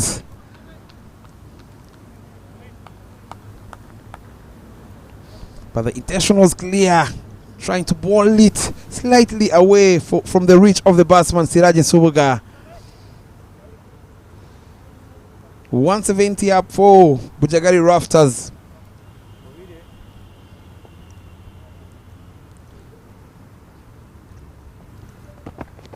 Full toss in the air. 1 bounce for 4.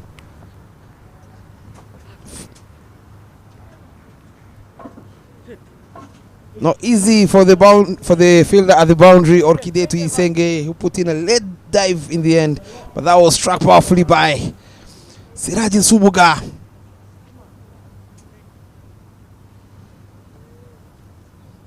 It is 174 for 8. Last ball coming.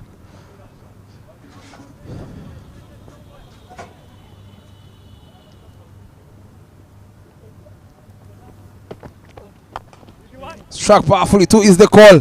Simon at the boundary there throws it straight to Sami Sohail, who collects it in time, and that's the end of the inning.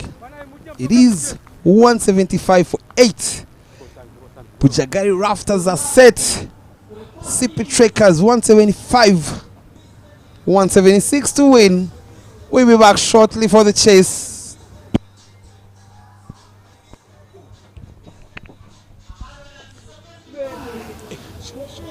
And as the teams take a break there, 175. The Rafters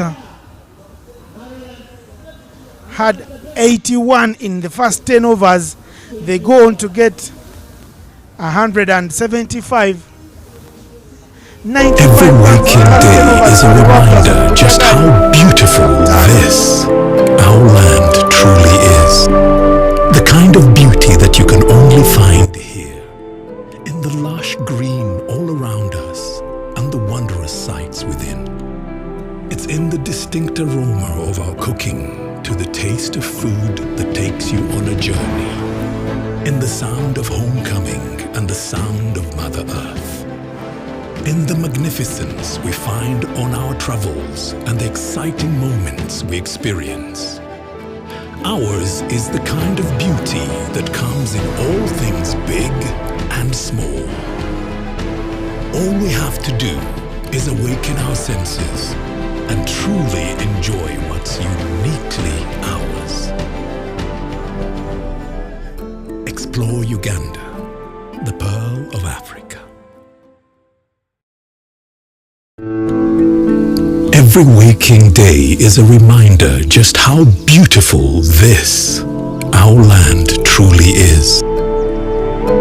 The kind of beauty that you can only find here, in the lush green all around us and the wondrous sights within.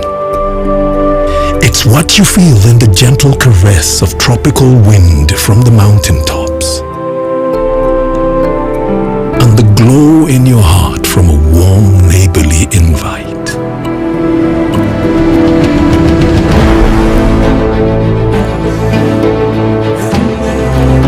It's in the distinct aroma of our cooking, to the taste of food that takes you on a journey, in the sound of homecoming and the sound of Mother Earth, in the magnificence we find on our travels and the exciting moments we experience. Ours is the kind of beauty that comes in all things big and small.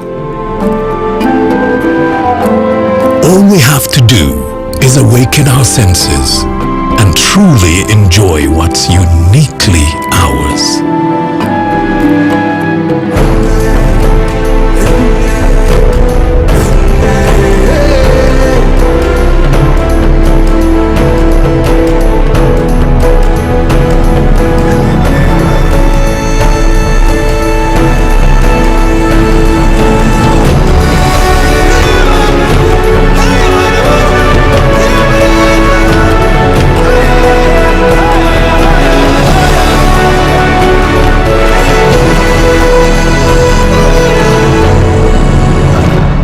Explore Uganda, the pearl of Africa.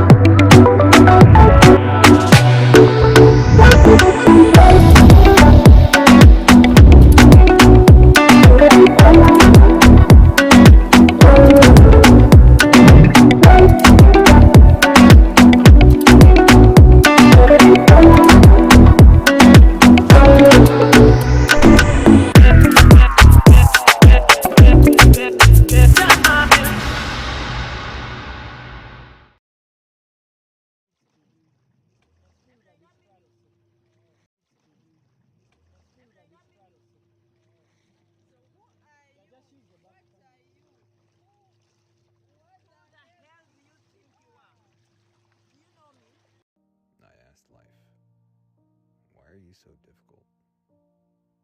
Life smiled and said, "People don't appreciate easy things." I miss you already.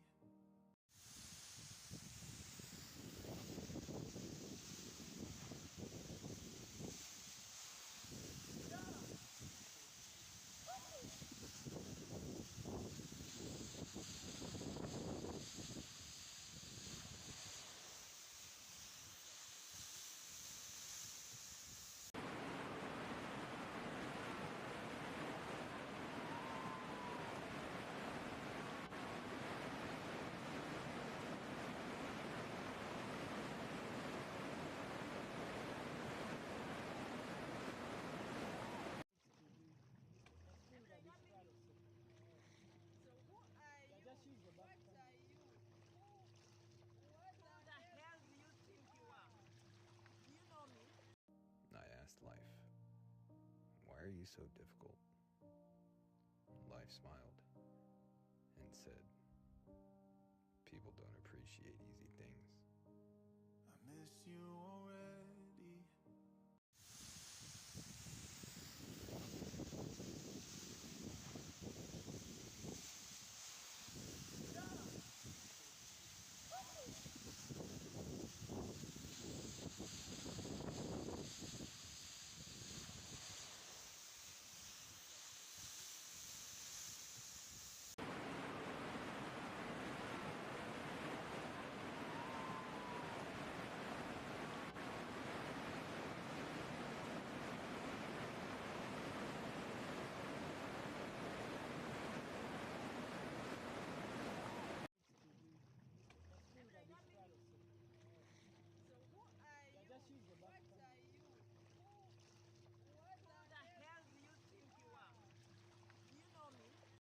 I asked life, "Why are you so difficult?"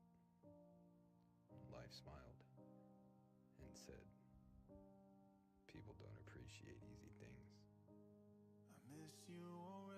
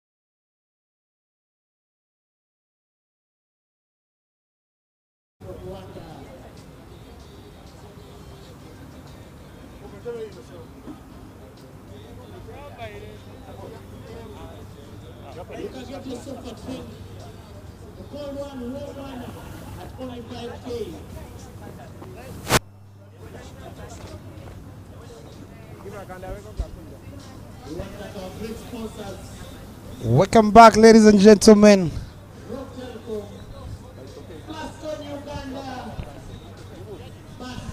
It is the Waterfall Men's Elite League Tournament 2023. Bujjagali Rafters taking on the Sipi Trekkers. Earlier in the first innings is the Bujjagali, who won the toss and opted to bat and set a target of 176 to the Sipi Trekkers. So the umpires coming out there in the middle. It is Juma Miyaji, the man himself, who scored 52, the first half century of the tournament so far, with the new cherry from the Ginger Road side. On strike is none other than the man in form, Simon Sesazi, and Orchidea Rwanda International Tuyisenge out there in the middle to open the batting for Sipi Trekkers. Here in the comms box as Bob Bashir Songa alongside one and only Dennis Musali. Dennis Musali, good afternoon, sir. Good afternoon, Bob. I'm happy to join you. Challenging total here for the Sipi Trekkers. They don't need to be the first team to be on the end of this record. The first team to lose 2 double headers in a day. Hopefully they can pick up a win. That win will keep them alive in the tournament for them to be in the final on Sunday. 178-76. Not a very small total, but if you have these 2 batters on strike, Orikide and Simon Sesazi, you could be in business. Very true there, Dennis. It's all about the approach of these 2 out there in the middle. We saw Simon early in the morning in their first game. He didn't get going as he was second early up front there by Inyasi Deneganya, as we see Juma Miyaji charging in straight away, slightly away from Simon Sesazi, who is not interested in going for the big shot up front there. Yeah, you saw the wicketkeeper there, Cyrus Kakulu, struggling to move his feet as if we've just come out of the lunch break. But Juma Miyagi scored in the first half century for the tournament. That has helped his team get into a very good position, 176.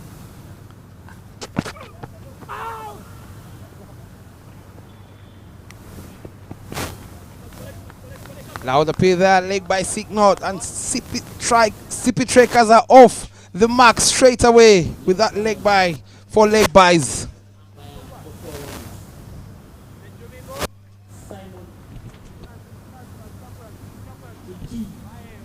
Straying down the leg side, Juma Miyagi, and his only Simon Sesazi helping it along, coming off his bat. I mean off his pad, and runs away for a boundary. Juma charging in hard again. Simon Sesazi flashes harder. 1 bounce for 4. No one is catching that one. No one stopping that one. 4 runs signaled. He had a lot of room to free his arms, and he obliges straight away. Hit me ball there from Juma Miyagi, and at his pace, all Simon has to do is just put some bat onto that. Runs away for 4. Welcome runs for the Sipi Falls. Already 8 in 2 balls. They need at least 8 runs every over for them to stay in touch with this total. Much needed good start here for the Sipi Trekkers here. If they're yet to chase down a total of 176, they need at least a boundary every after over. And so far they have 2 full ball driven powerfully through covers. Quick running between the wickets by these 2. Good cricket all round from Simon Sesazi. Yeah, intelligent cricket from Simon. Gets off the strike after picking up at least 9 runs. That makes sure that he will still be in for the next couple of balls. But on strike now will be Orikide Tuyisenge. Very, very exciting prospect. Very, very good batter from Rwanda. These 2 guys, Bob, I tell you, one day whichever team lands in their ambush, both of them like hitting the ball very hard. have a strike rate of at least more than 150 in T20 eyes. So if you ever land in their ambush, I can tell you that they can cream a team here for at least 200 runs, just the two of them. Very good here for the elite in general. Just moves across a little bit to play it over the infield and misses it completely. These two out there, ladies and gentlemen, watching around the world. Orkide Rwanda International has a T20 century on his back, whereas Simon Sesazi has the first century for Team Uganda. Very good to see. Very good for the elite to bring together these kind of talented players out here.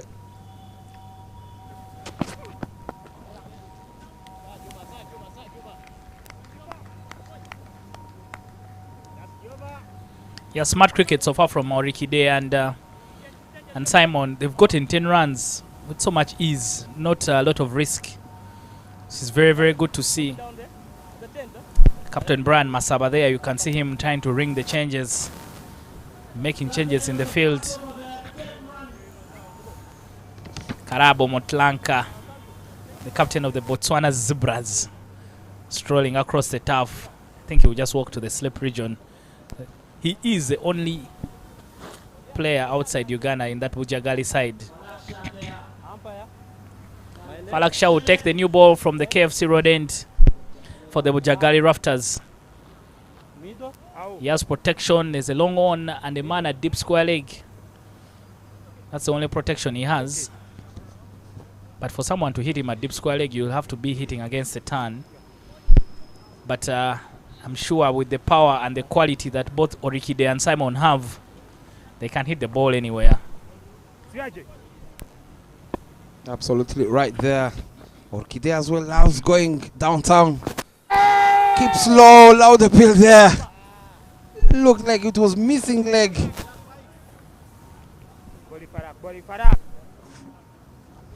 Not sure what happened there on that ball. It looked like it was short, but it kept very low for Orkide. Swings hard. There's protection in the end. He can only get one run. Didn't connect that one sweetly.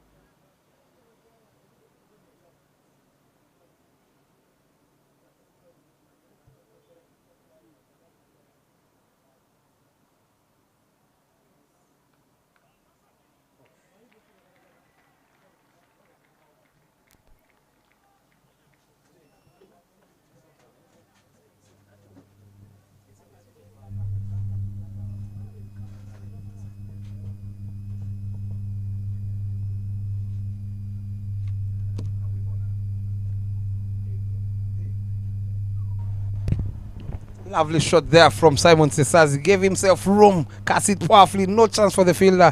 Drops it short again, but this time round straight to the fielder at covers.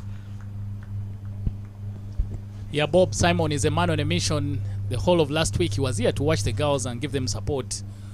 The Sipi Trekkers winning.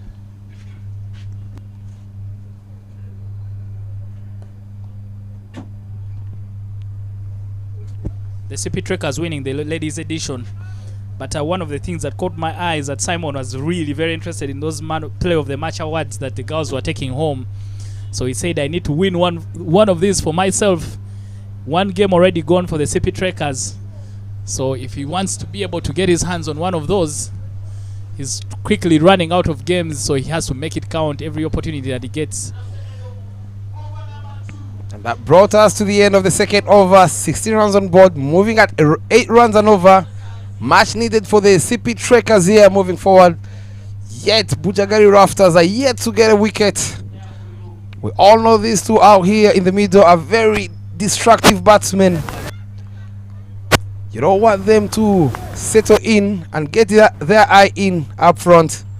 We all know the damage they can do. As we see Juma bowling in his second over, straight away beats the outside edge, left alone by Simon Sesazi.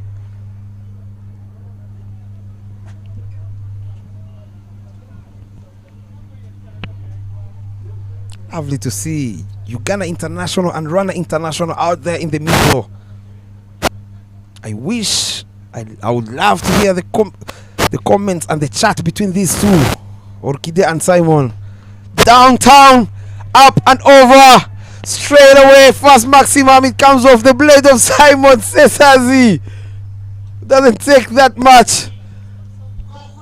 This is what you call the elite league. Simon Sesazi with the top quality shot, one of the shots of the day, straight over Juma Miyagi's head. Juma Miyagi should come back with an angry ball, because you don't want to hit a pace bowler like that straight over their head. Ronald Lutaya played a couple of those in the first game. This time Simon Sesazi shows his class right up there in the slot and goes straight over Juma Miyagi's head for a 6. Simon is interested, Bob. Short ball, saw that coming, pulled away powerfully. There's a fielder there, puts in a dive in the end. Very good fielding there in the end. Yeah, a lot of work to do there for Roger Mukasa Papa. But you see, he's still very, very agile. Roger throws himself around. He knows how important it is to cut off these runs very quickly, because the way things are right now, Simon and Orikide still the one having a look. But Simon seems very interested, has quickly moved to 17 of 11 balls. Game on, I would say. Guess what, Dennis? It is a free hit coming, signaled by Kintu there. Looks like Juma Miyagi in that delivery, he might have overstepped. Very good to see Orkide facing that free hit to get things going. As a batsman, you will love such deliveries to come your way. Pulled away in the air, catch taken. But it doesn't matter. Very good delivery. Orkide to Isenge on the other end. Missed out on that one. He's a very good player of that short ball. He went lazy on that shot. He didn't get hold of that.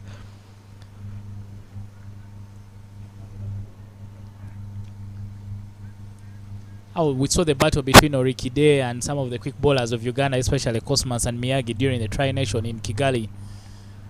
But now Miyagi and Cosmas is of course missing out because injured, but Miyagi is on home turf. I don't know if you can ask questions or if Orikide can show him that whether we're in Kigali or Kampala, the treatment will be the same. Lovely shot there, guided through. Third man for a single. Easy pickings there for Orkide. Very good cricket all around here from these two gentlemen. A better approach here for the Sipi Trekkers rather than what they did in the morning. This time they are more cautious. They're not taking a lot of risk without necessarily taking too much risk. As Wise was said earlier, that was this game means a lot to them.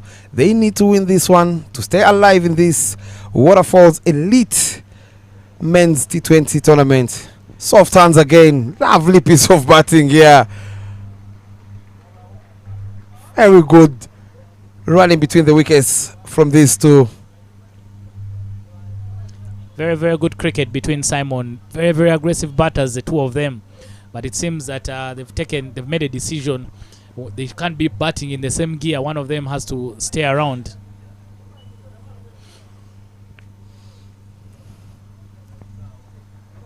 Last ball coming from Muyaji Jumia. Flicked away again. Soft hands. Quick running. There's a misfield.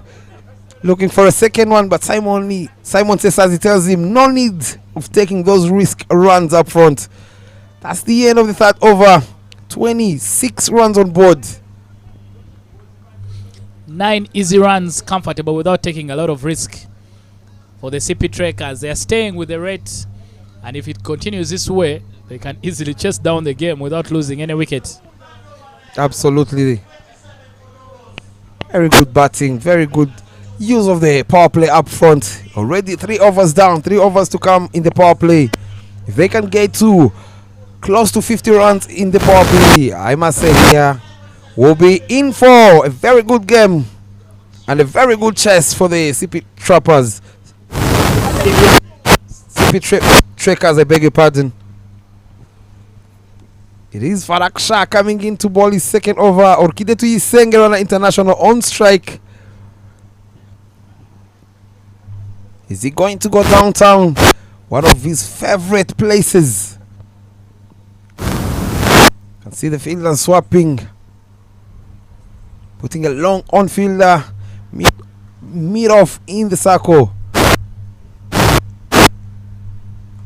Cut powerfully. There's a fielder there. Brad Masawa, the captain.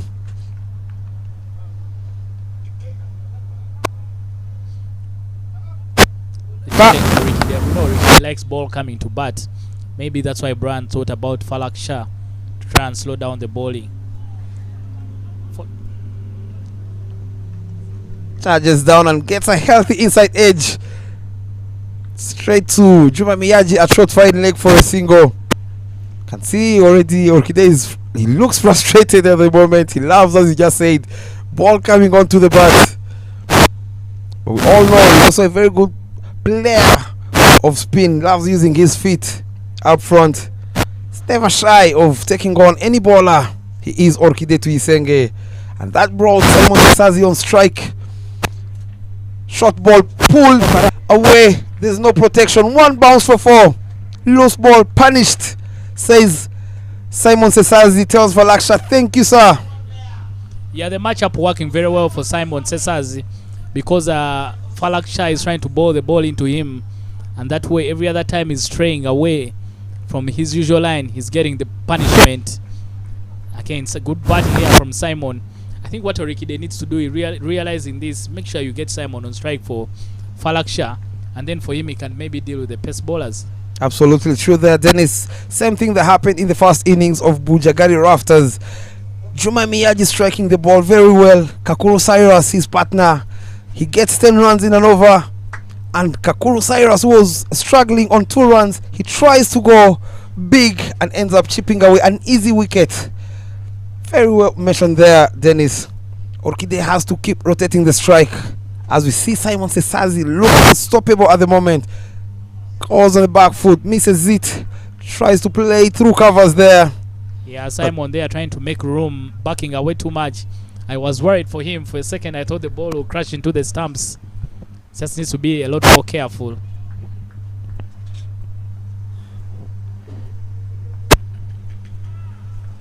Soft hands again. No is the call from Orkide Tuyisenge. He knew, very good presence of mind. He knew it was the last delivery. No need of taking that risk. It is 32 for no loss in 4 overs. Dream start for the Sipi Trekkers here. Chasing 176. As we see the introduction now from the Ginger Road side. It is Henry Senyondo, left arm orthodox. One of the best in the business. Can he be the one to break this partnership? He is up against Orkide Tuyisenge and his brother Simon Sesazi. Very good challenge this is.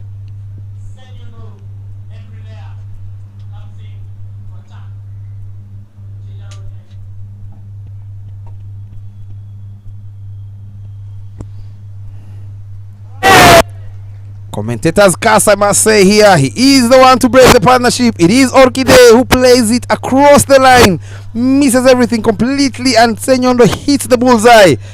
And that's the end of Orkide Tuyisenge. We just mentioned about one batsman taking charge and striking the ball sweetly. just needed to rotate the strike for Simon Sesazi, who looks to be in fine touch, and Orchide tries to go for the slog sweep and misses everything completely. Yeah, Orchide, they are making the wrong decision. And I was about to say that intelligent captains here from the Bujjagali Rafters, understanding that there will be a good matchup between Henry Senyon and Orchide, because he's taking the ball away from him. And immediate rewards for Henry Senyondo when he comes into the attack. Senyondo, the best bowler in the Tri-Nation tournament in Kigali. Sipi Trekkers have lost their first wicket. Now they have to rebuild quickly. Sami Sohail got nothing in the first game, but what a fine player and a quality batter he is as well. You can see there on his helmet the Malawi flag. Sami Sohail from Malawi. Left up round, 5 ball. He at the qualifiers in Kigali last year. Quality batter. But this is the elite league.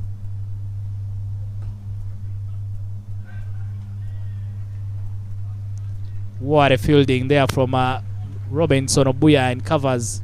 Juma Miyagi, my apologies, in covers. Sticks out a hand and the ball doesn't go past him. Talking about Juma Miyagi there, Dennis, you can't keep him out of action. Saw him earlier scoring the first half century of the tournament, and now look at that dive there in covers to deny Sami Sohail getting off the mark straight away.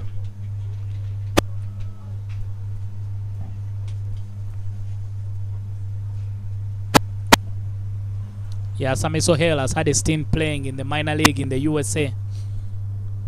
This time is here in Kampala to take part in the elite league. Flower, thank you.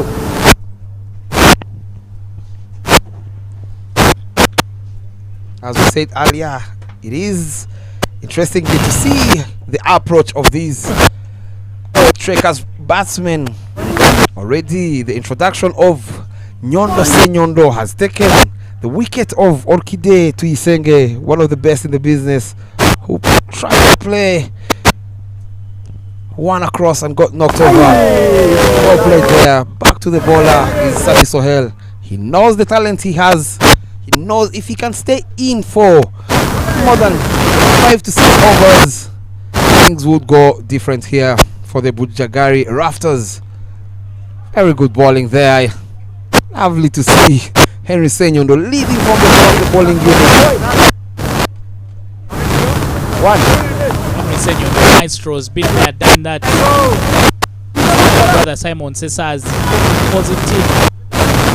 There will be no love lost.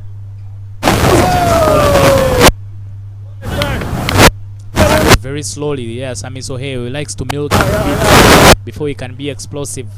We saw what he can do in Kigali, Bob. And you and I know very well that he possesses a lot of quality. Can hit the ball very long. I thought it was unfortunate in one of those games not to get a century, finishing on 96 not out. If he had been a lot more selfish, could have been able to get there. Very true there, but with no time, the introduction of Nyondo. I'm sure if you realize that was the wicket maiden in just no time for Nyondo, leading from the front. As we see another introduction of a spinner from the Shell region, and it is Siraji Suga, who also plays a lot of cricket back in Rwanda. Played some quality teams, has played a lot of games. Can he also be the game changer in this? Can he oblige his captain Brian Masaba, who throws at him the ball in the power play? The last over, the exact of the power play. Simon Sesazi on strike. He's on 21 of 15 deliveries. 32 for 1 in 5.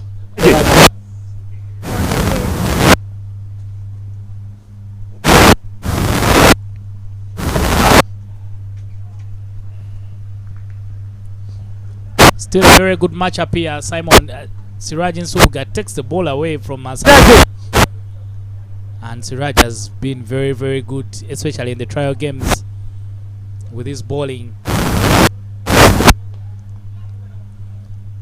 So, no stopping that. One bounce for 4 from Simon Sesazi. Backs away. The ball is pulled there from Nsubuga Siraji. This time he gets the treatment from Simon Sesazi. One bounce for 4. We're still inside the power play. This is the final over of the power play, so it doesn't have too much protection. Absolutely true there, Dennis. We had live there, loud and clear. The catch was the call from Siraji Subuka. He might have forgotten we are still in the power play. He might have been talking to the flyer there at the boundary. Drops it short. Soft hands. 2 is the call.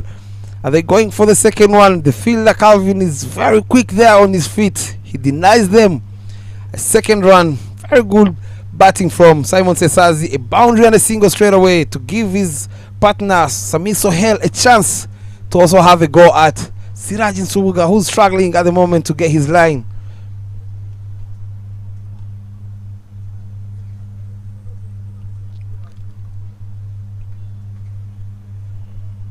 .37 for 1. Last over of the power play. Can they get yet another boundary in this short ball flicked away? No is the call. Still looking to get off the mark there, Sami Sohail.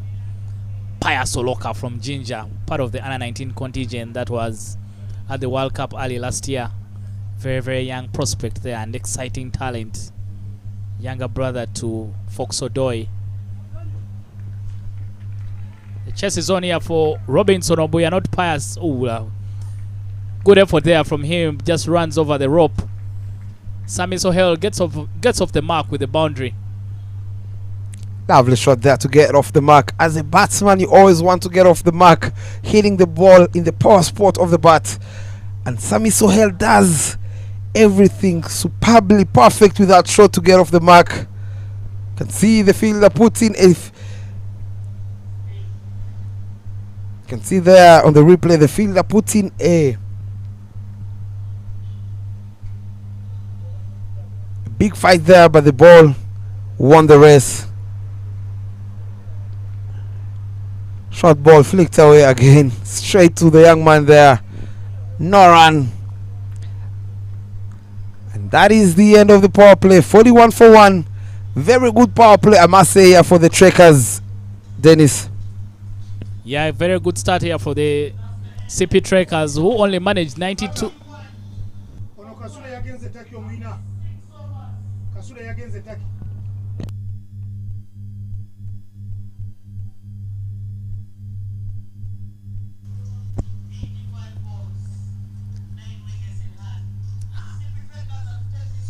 41 for 1 after 6 overs. Run rate of 9.5 every over. 176 the target. But Simon Sesazi, not a worried looking dugout there for the Sipi Trekkers. Can see their manager Abu Mayanja. But they know how important this game is. They need to win the game to stay in the result.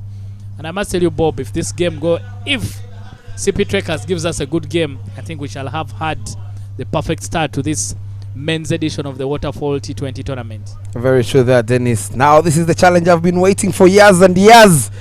It is Senyondo up against his young brother Simon Sesazi on strike, who is on 27 of 18 deliveries.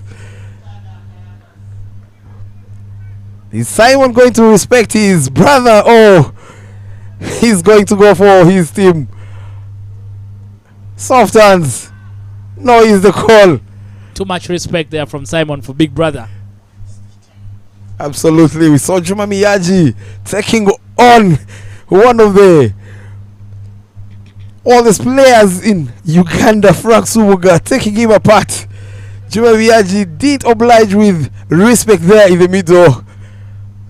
Let's see what Simon has for us. And again, he's respecting his older brother. But I'll tell you, if Henry Senyondo overreaches and he bowls one very full, Simon will take him on immediately. I think Simon is just trying to pick his moments, which he has done very well. 27 of 20, but he can quickly switch gears, which is a very good thing. Not the most powerful of players, Simon, but when the balls are too full to him, he will try and crimp them for maximums. Soft hands again. Sure, the Bujjagali Rafters won't mind the singles. They know at least the Sipi Trekkers need a lot more than just singles. The required run rate about to touch 10 runs every over. 9.88 right now. So there's work to do for the Sipi Trekkers. Very true there. And very keen to see how these two out there in the middle play out. Senyondo, who looks to be the one leading the whole bowling unit of the Bujjagali Rafters. Don't give him more wickets. We all know he's one of the best in that region. Not easy to pick him. Just keep rotating strike off his bowling. Wait for the bad bowlers and the bad balls. Still have a lot of overs to come. And a lot of batting in their batting lineup for the Sipi Trekkers. Fall, louder pay, but that was an inside edge, loud and clear here from the comms box. Hope those stamp mics that have been provided by the Podgal group picked up on some of that. Nearly falling there for Roger Mukasa.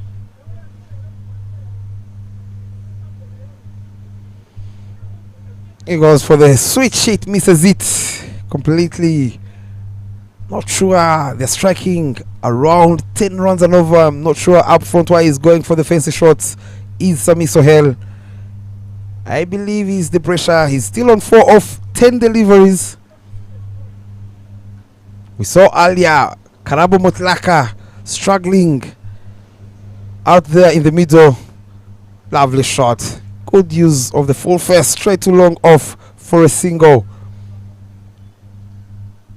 That's the end of the 7th over. It is 44 for 1, Dennis. Yeah, now the required rate 10 every over from here on for the Sipi Trekkers. They have some work to do. First overs were very, very good, but now the runs not coming very easily, especially after taking the pace of the ball.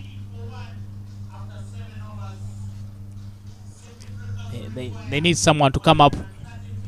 Need someone to come out and bat there with an aluminium bat. Try and get the run chase going. But a good crowd has come out here to watch the game on a public holiday here in Kampala. This is day 1 of the men's edition of the Waterfalls T20 tournament. The action will continue tomorrow through up to until Sunday afternoon for the final. The women set a very high bar last week. Now it's up to the men to put on a quality show. Nothing given there by Olivier in Tangishaka. It was run through for a single.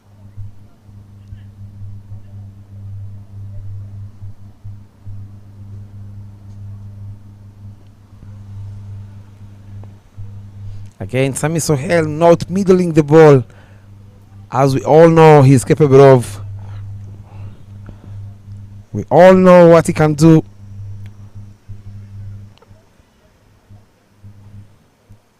Yeah, for now, nothing is coming off for Sami Sohail. I think he just needs to be patient.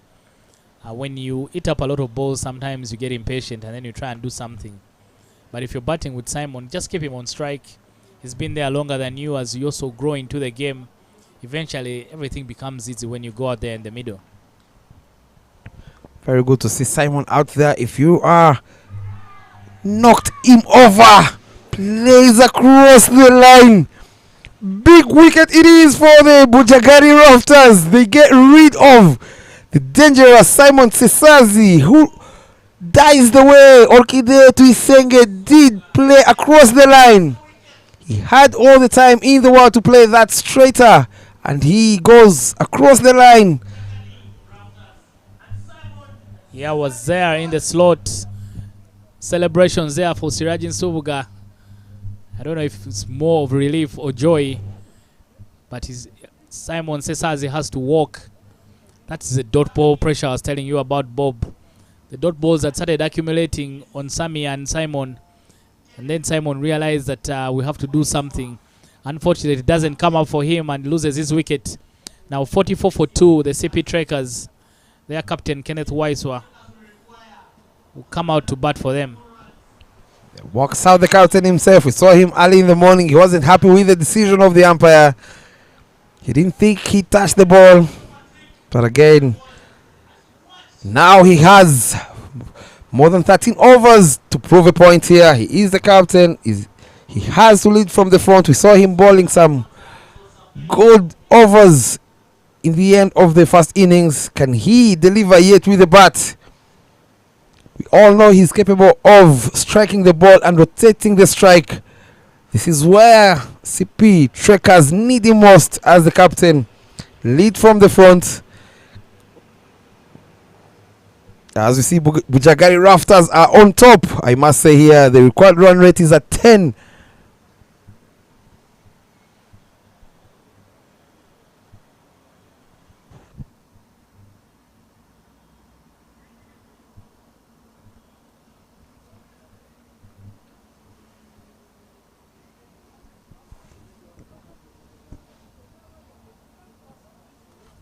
Off the mark immediately there for Kenneth Wise, the captain.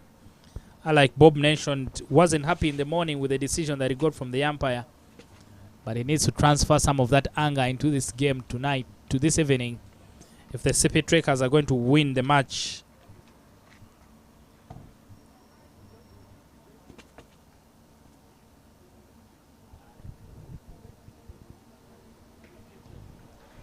That is up and over.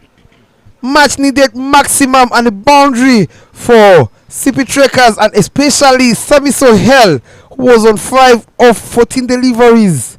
He balls it in a slot and slaps it through cow corner region, Dennis. Yeah, breaks the shackle there. Sami Sohail drops that ball on top of the bank around the Lugogo cricket oval. Once it came off the bat, I was sure.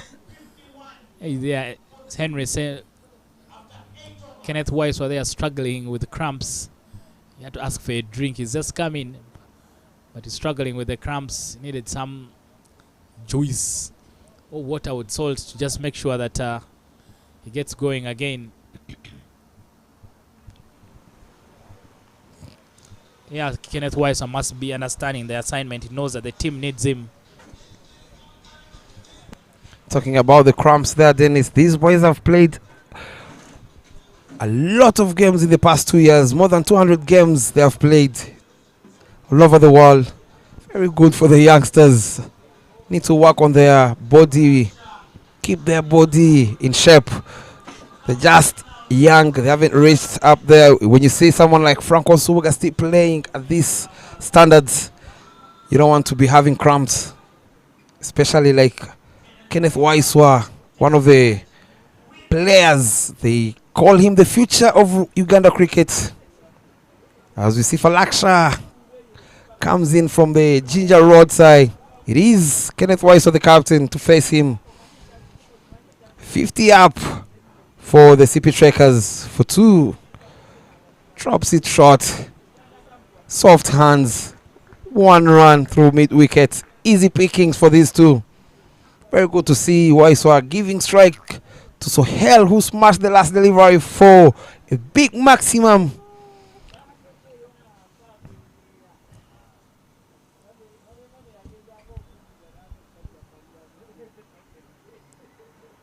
Short, soft hands again.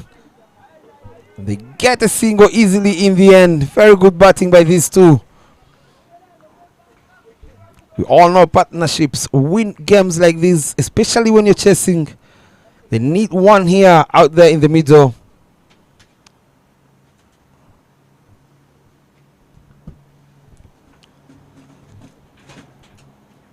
Soft hands again. Good running. Good cricket all around here, Dennis. Yeah, and that's very, very good to see. We know Kenneth Wise, an aggressive player, but also very aggressive when he was running between the wickets. So he's just made sure that if they run well, they could easily pick up 1s and 2s because the fielders are hanging on the ring. And then if you get a loose delivery, put it away. So an over where you would have gotten 1 or 2 runs, you get more than that. Very well done there by Calvin Watu on the boundary. Challenging outfield, so the ball sometimes can come to you while deviating. But Calvin does well, body behind the ball and cuts it off.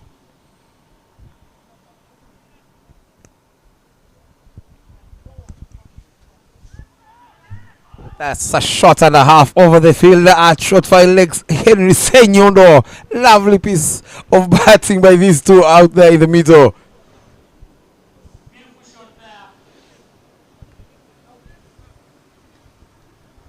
Cheeky there from Henry Senyondo.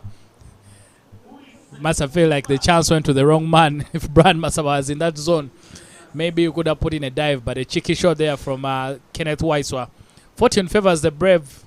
You need to do something rather than sit there and wait on God.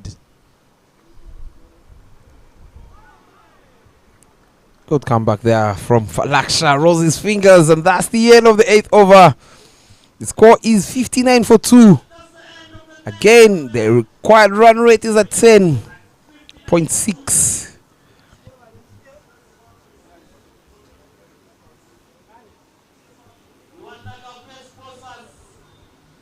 It is, as we get to the halfway stage of this game, it is 59 for 2. Bujjagali Rafters get rid of the two most destructive opening pair, Orkide and Simon Sesazi, in the power play. But again, it is Sami Sohel and the captain himself out there in the middle. Some of the talented batsmen out there in the middle. It is Siraji Subuga coming into ball his 3rd over.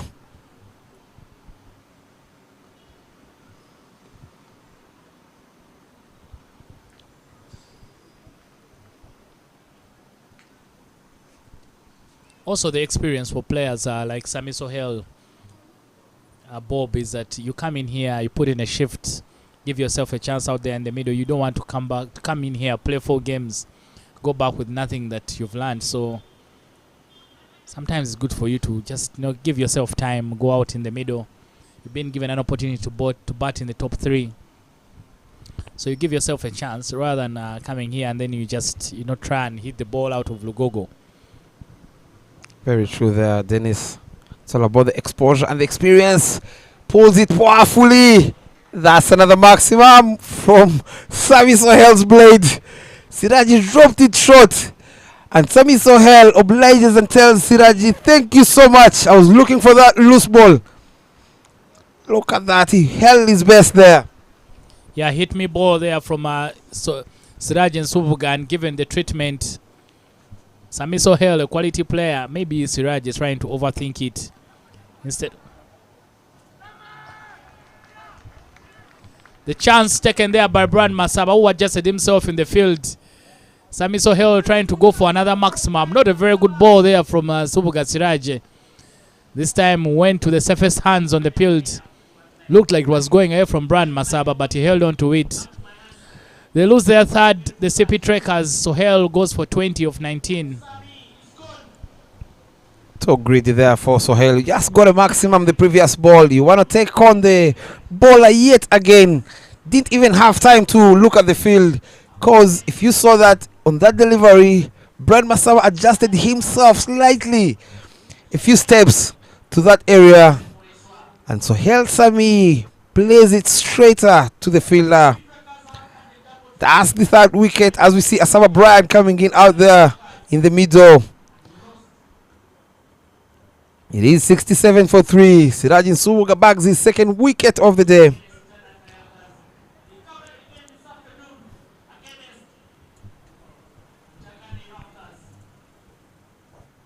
Kenneth Waiswa, the captain, has to play a very handy knock here if they are yet to win a game in today's doubleheader for the Sipi Trekkers. Yeah, the top now properly cleaned up by the Bujjagali Rafters. The Sipi Trekkers need some fortune. Yeah. Last time the Bujjagali Rafters missed out on that final because of net run rate after suffering some heavy losses. So you need to make sure that even when you lose, you don't lose heavily. You stay in touching distance of everyone else, especially when it comes to net run rate. Someone has to be a hero today. Today is Liberation Day here in Kampala. Ooh, thick outside edge off the bat of Brian Asaba.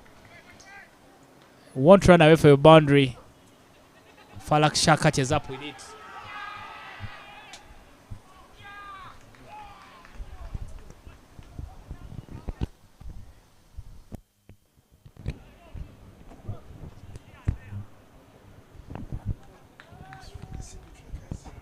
Look at that. Very slow there in the field. And Kenneth Waiswa decides to take on the arm of Falaksha. Spot on. Run out. He wasn't even in the picture. You can see again he's showing the umpire that no. And again he walks back to the dugout shaking his head. We saw this look in the morning in the first game. He wasn't happy and it is the same umpire. But by the looks of the replay, he wasn't even in the picture. Very good fielding. Yeah, a comedy of errors there leading to the loss of that wicket. Kenneth Waiswa making a poor judgment call there, deciding to go for a third run when there was none. Getting himself run out.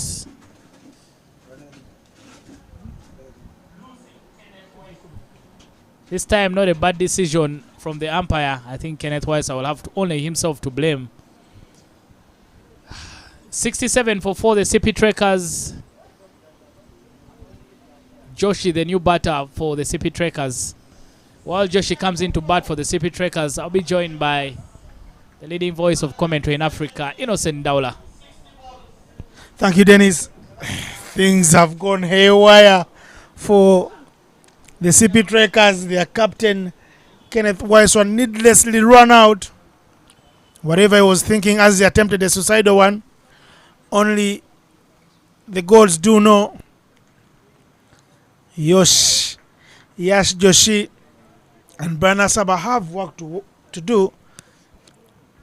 You look around in that hut in the dugout, it's a mountain to climb. For the trekkers in Sipi, there are no mountains in Falls. And look at that one, straight and full. Celebration time. Clipped. The furniture right behind him is disturbed. He's got to go to the house help to rearrange the furniture in the house because it's wicked time for these guys.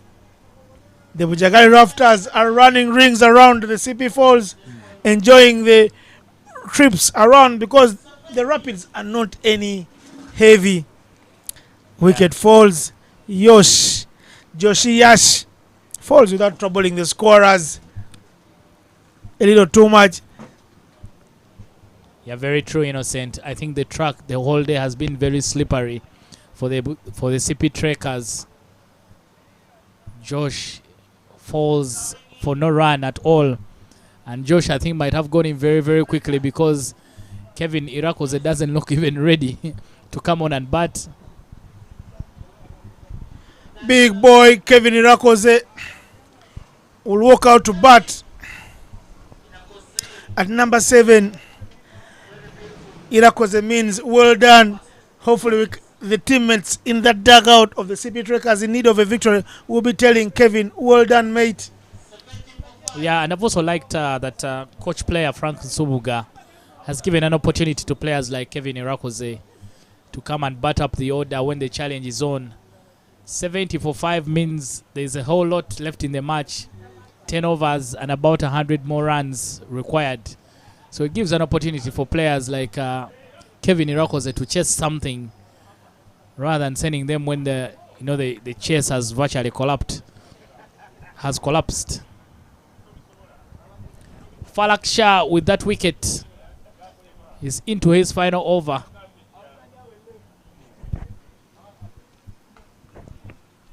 The failures of Sipi Trekkers to pick up a victory on their double-header day will keep them on the back foot, Dennis.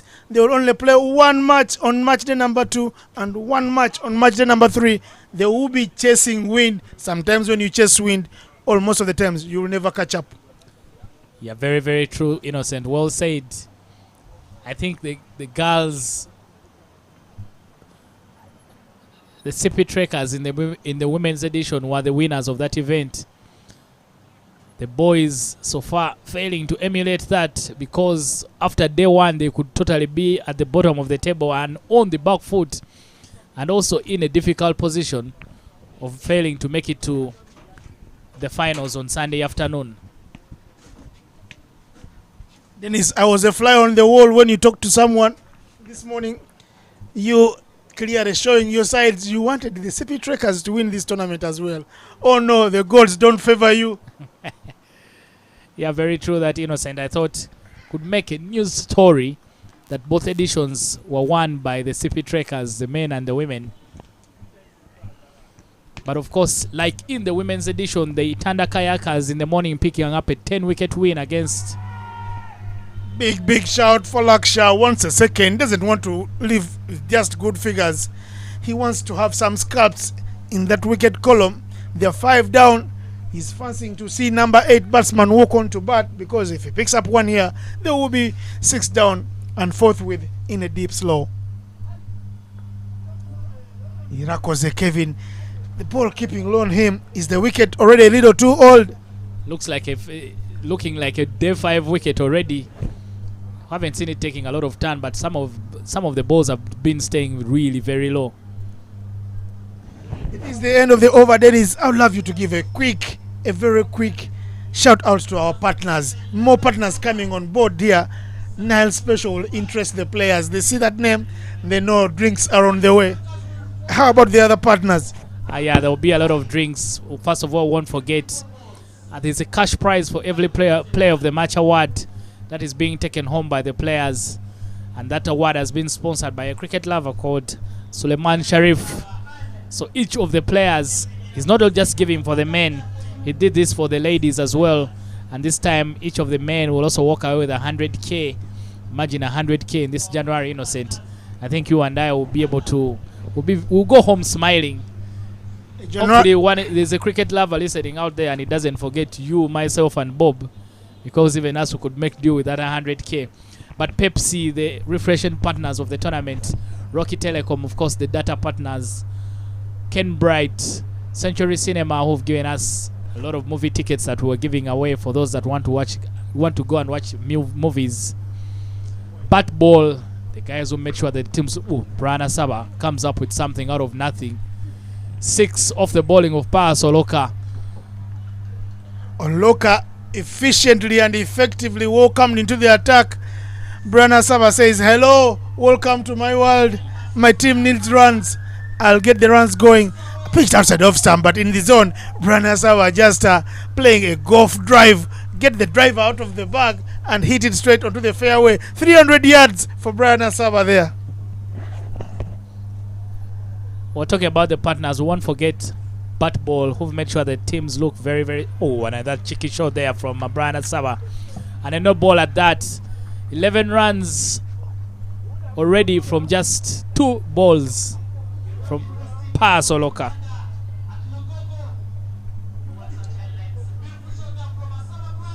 Bat Ball have made sure the umpires look smart first of all, but also the teams. You see the teams there in some lovely kit. That all has been sponsored by Bat Ball, and also making sure that this production comes to you live from wherever you are. Well done to you, Bat Ball, Plascon as well. They are the official partners for the Cricket Cranes, but they've also continued to support local cricket by being part of this event. He goes bigger this time. It's a free hit. Won't be dismissed even if the catch is taken. It's put down, but yes, it's still a free hit. Maybe could have done better, but no damage whatsoever because it's just a 1 run taken. We saw the fielding from the Sipi Trekkers. Dennis, it was undesirable. Juma Miyagi made them pay. Roger Mukasa made them pay. Roger Mukasa dropped on 0, went on to score 23. Juma Miyagi getting a quick 50 with almost a strike rate of 200 plus. Kevin Irakoze looking to get off the mark. New overboard by Pius Oloka, the youngster. His fellow youngster takes him to the cleaners. Kevin Irakoze, big job to be done. Everybody has told it to Kevin. I was lucky to be part of the few conversations where Kevin was in Kigali. Kevin hits it just over the top for 1. He's off the mark, underway. 1 of 5 balls. Everybody telling Kevin that you can bat. You should be able to bat. You are a batsman. Don't just think you're just leggy. You have protections of a batter. And well, he's got big muscles and he's got to make that count. No resting, no time to cool off. Oloka's 4 balls gone for 13 now. Hit up in the air, who wants it? Kakuru looks at Siraj and Subuga. Kakuru withdraws from the attempt. I beg your pardon, this is Siraj who leaves it for Kakuru. Wicket falls. Wicket number 6. Under pressure. and under the pump for the Sipi Trekkers. Yeah, and the way things are, Innocent, I'll be afraid that they may finish under the bus as is right now. Again, irresponsible batting from Brian Asaba. Doesn't do anything. Puts up a skier taken well there by Cyrus Kakuru. Now 6 wickets down for the Sipi Trekkers. I always want something more from the young players. I think this is a big opportunity for them. You don't come here and just throw away your wicket. You need to make sure that you only get out if you're beaten. But if you come and throw away your wicket, I feel like you've undone yourself. These opportunities are going to and don't come around very often. And if you want guys to think about you in the next event, you need to make sure that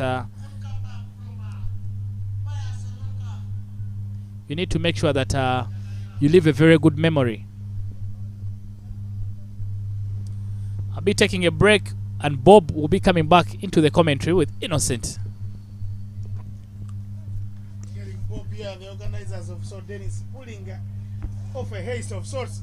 Only the other day I was watching Bob in the World Cup in Port, taking in the breather and the joys and the beauty of Rwanda women beating up on Test playing nations.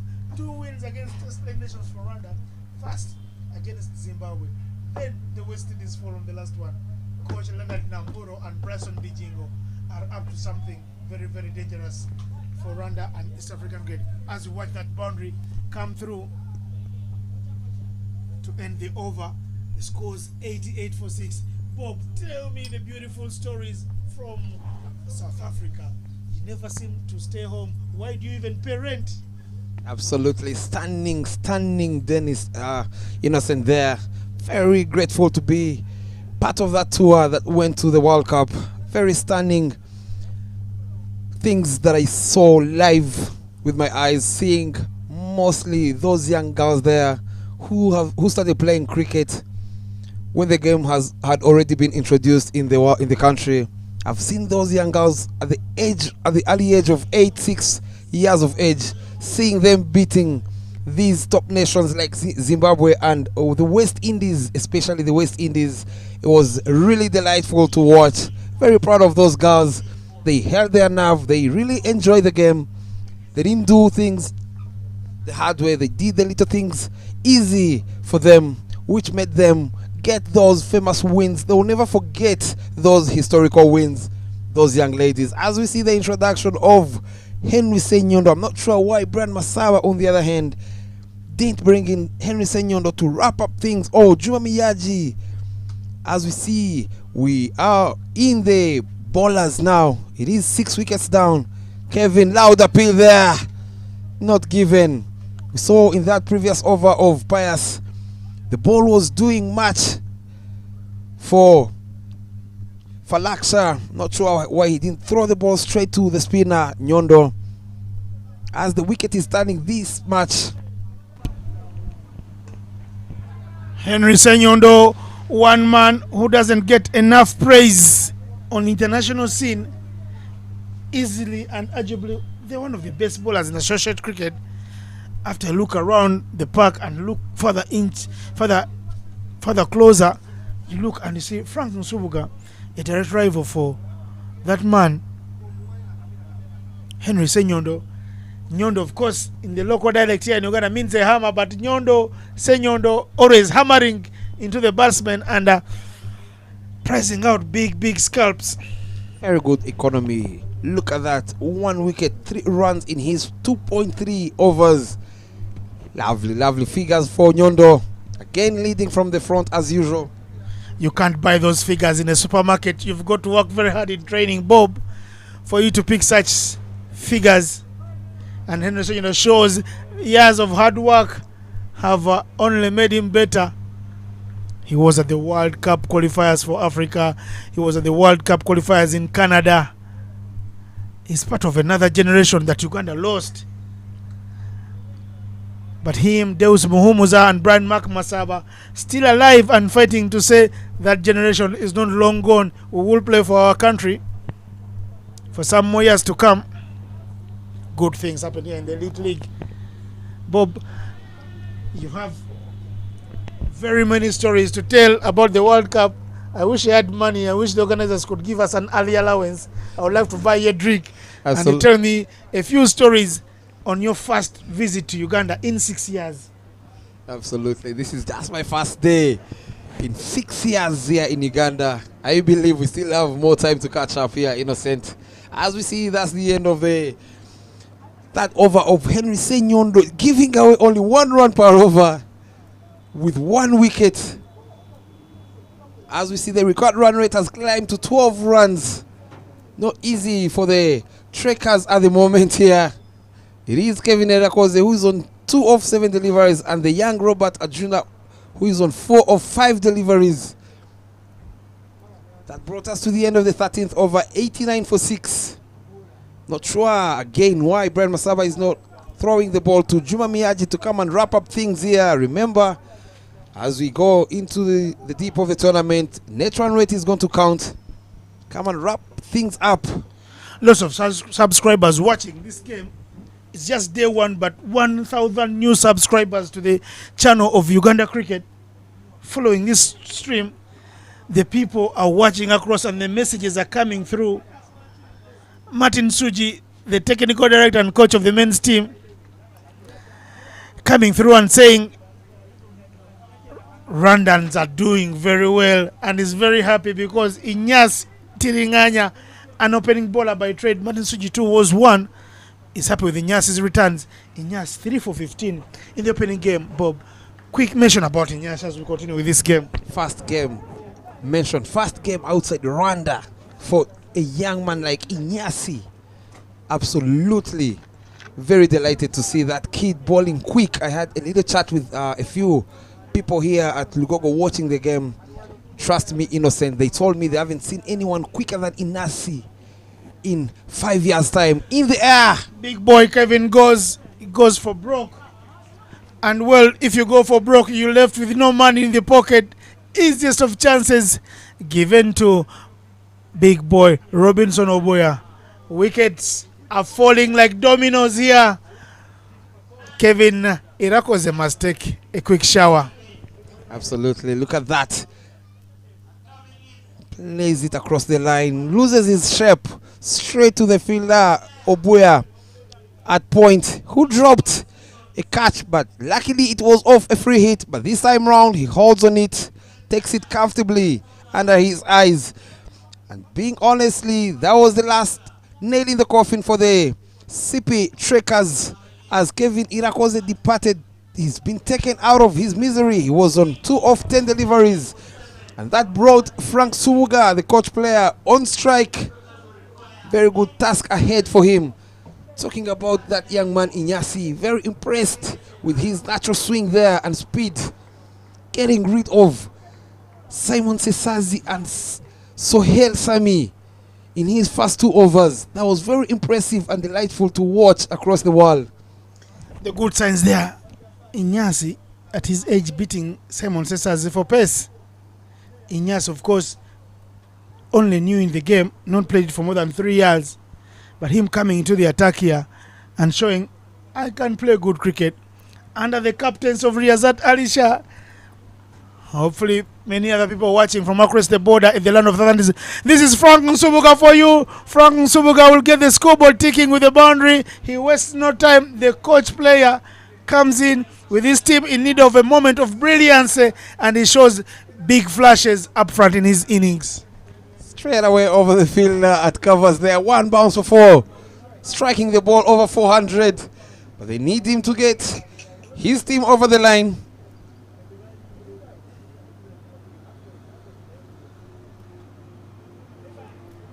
Very good comeback there from the young Payaso Loka.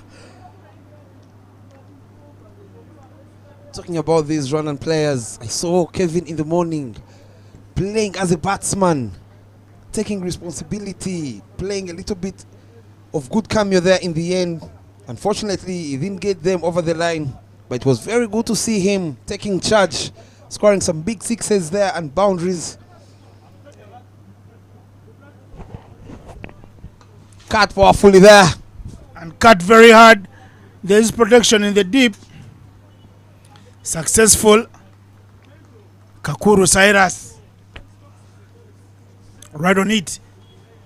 The innings of the Sipi Trekkers is one they will want to look away from very quickly. Tonight they will have nightmares instead of super nice dreams, because the shift they have put in on a double-header day is worth forgetful. Talking about the Sipi Trekkers, we had earlier at the post-match presentation, their captain Kenneth Weiss were talking about they didn't have enough runs on board. That cost them their first game in the morning. But today, they were set a target of 176 and they got off to a flyer, 41 for not loss. And again, the middle order batsmen, they didn't deliver.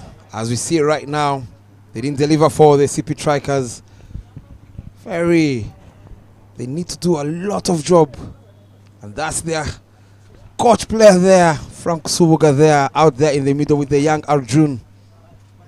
Need a lot of work to do there. They just needed to keep rotating the strike, but they decided to go the other way around. We've seen wickets of batsmen scoring 11 runs off 3 deliveries, and they end up chipping away easy wickets for no good reason. This has cost them this game as so far. Bob here in the comms box calls the match. Even in the 15th over, he says it is done and dusted. The Sipi Trekkers will lose 2 matches today. Henry Senyondo is smiling, concurring with Bob. Looks like Senyondo is playing with earphones on. And ill-advised young wicketkeeper Robert Arjuna is dismissed leg before wicket, going for a switch shot. Umpire Simon Chintu, IC level, is gone.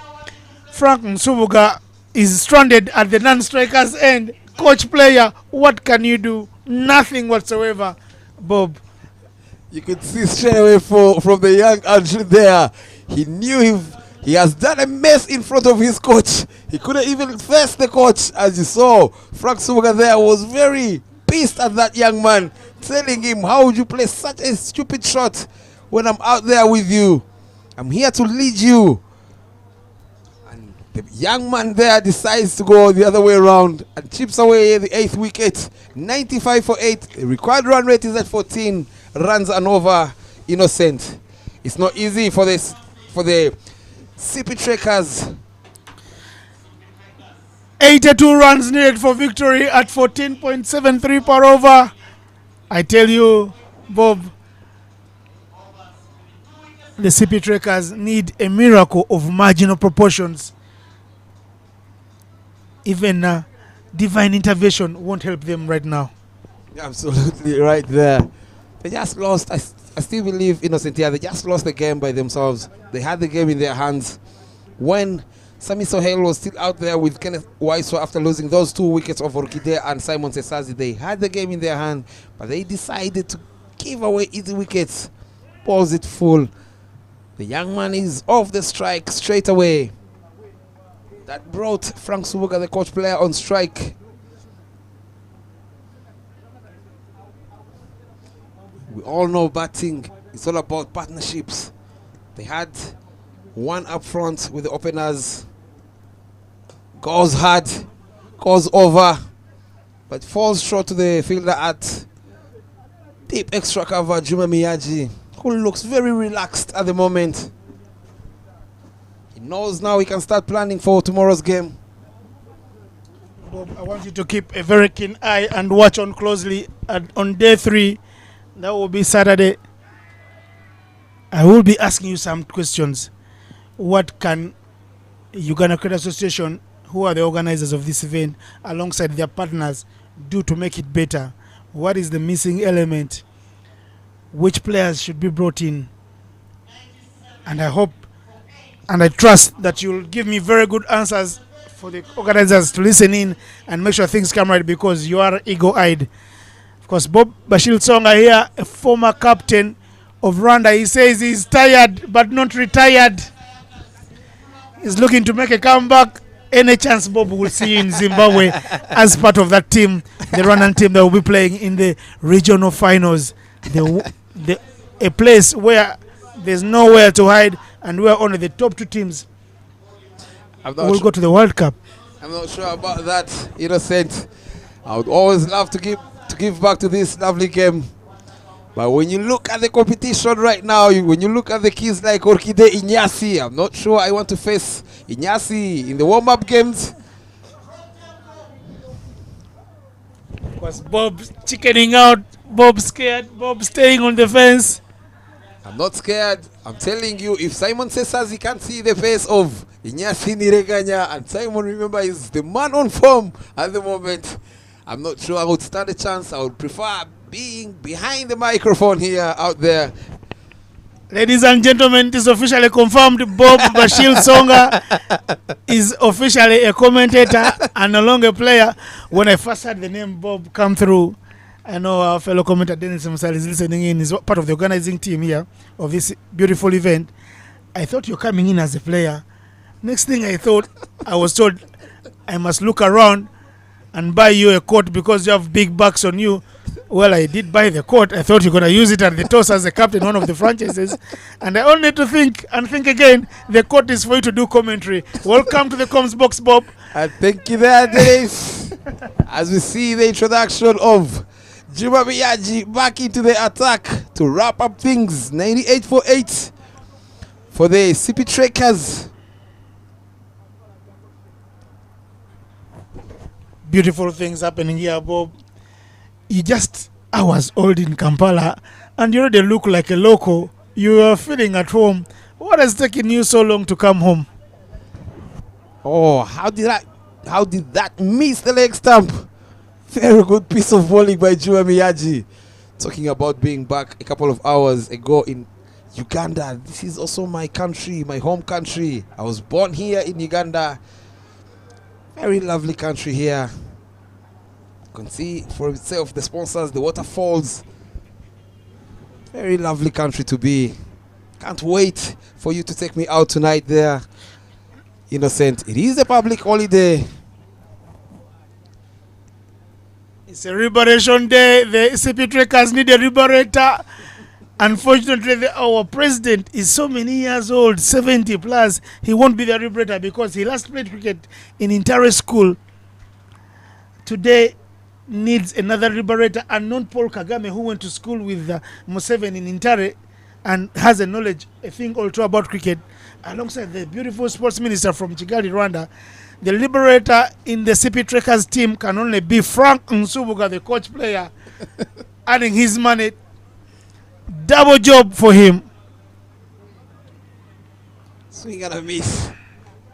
Very good. We saw Juma Miyaji smashing Frank Subuga off his bowling earlier in the innings. Now it is time for Frank Subuga to pay back. It is Juma Miyaji charging in very hard, steaming into Frank Subuga. But the coach, a player, doesn't look like he has any clue about the paceman, Juma Miyaji. As we see, the required run rate has climbed to 18 runs and over. Swing and a miss again. Nothing short from Frank Subuga there. Very good contest there from these two out there in the middle. And that's the end of 17th over, 99-8. Required run rate is at 19.25. I'm not sure here, Innocent. I'm not sure Sipi Trekkers have a chance to win this one.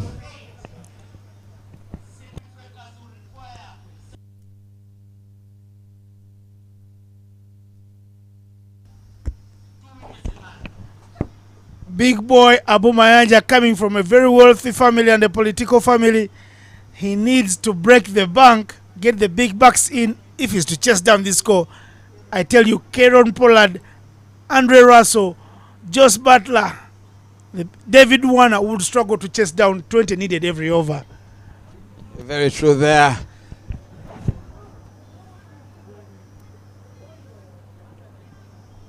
This is now a walk in the park for Bujjagali Rafters.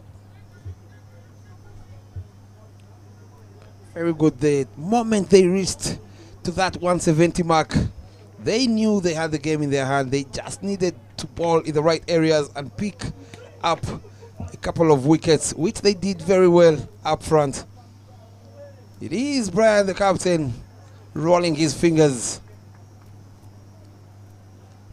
Brian Masaba did score runs because he was happy to give a chance to the youngsters to come out here and bowl. It's a big hit. You won't catch that.